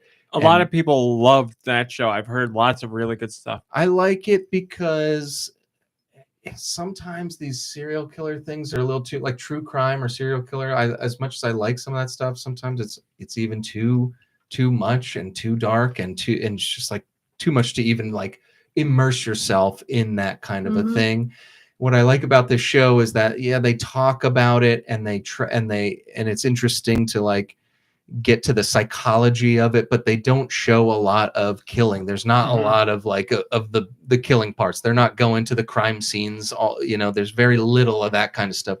But there are some trigger warnings in it for people. But I would say I'm on like I started watching it 2 days ago. I'm already almost on the 2nd season, so I'm like crushing it. There's only 2 though, right? As far as I know. That's one of those shows where they're like, what's a show that is like devastating that they canceled it and they're not bringing back, and people are just like, yeah, I mean that's a show that did really well too, but it's just too expensive. They were saying, yeah, it's annoying that it's like that. Every time I hear that, I always think of the Dark Crystal show that was canceled too. And there's just so much junk on there. Like I'm sure I don't know how it works, so I'm not gonna even get into it. But yeah, so I don't know if the 2nd season of this show that I'm been currently watching is going to be disappointing because there's no 3rd season. But as of right now, I like it, and I almost it's not going to disappoint. Like the fact that it's not coming back is what's disappointing. Right, the 2nd season from what I saw did just as well as the first as far as reviews. But yeah, I don't know. You got to think they got to. At some point, they'd just be stretching the serial killer thing. And it's like, did they really interview all these serial killers in real life? Or are they just doing like a cool kind of who's who of serial killers? So I don't know. But Love yeah, a good serial killer story. Yeah, you might like this too. And it's pretty stylish too. If you like, I don't know if you've ever seen the movie Zodiac that Fincher directed, but it has a feel like that to it. So if people out there like Zodiac, it's got that. If you were interested, The Killer. No. I did. Yeah, I did watch Worth The it? Killer. How is it? I mean, it's worth watching, but Delicious. my personal opinion is that it's a huge dive for Fincher. Like it's just a very slow movie. It's not a very rewarding movie. There's some questionable things in it, and it doesn't feel like a stylish, well thought out like Fincher film to me. I always do that. I always compare, the current whatever to something they've done in the past, which is probably what you were experiencing when people were like, bring back the OA, and it's like, but I always do that. I'm just like, notoriously, I will compare people's work. Well, when I it's, think that's, yeah. I guess it's completely normal because you're going into it with an expectation because that they have their signature, they have a style and everything. That's why you keep coming back to their work because you like their work. Yeah. A friend of mine, I think, saw it, and I think his comment was just that like it went a different direction, kind of like creatively or whatever. Like because like you said, he didn't just do the same things that you would expect or whatever, and it just and he kind of liked it for that. But I don't know. I No, feel I'm like I'm not saying- even familiar enough with. I His think work anymore. people should watch it, especially if they like David Fincher movies. Mhm. But for me, it was like a big step down. And if you've all those Hitman movies are just so like, oh god, one more deal. Oh, it went wrong. Oh, now I'm being hunted. Good lord, I'm over this Hitman story already. Happy birthday, Blinded by Daylight. Happy birthday! All right, that's it. We're out of here. Thanks for watching. Thanks for listening. Thanks for sticking with us for 900 episodes or just this one.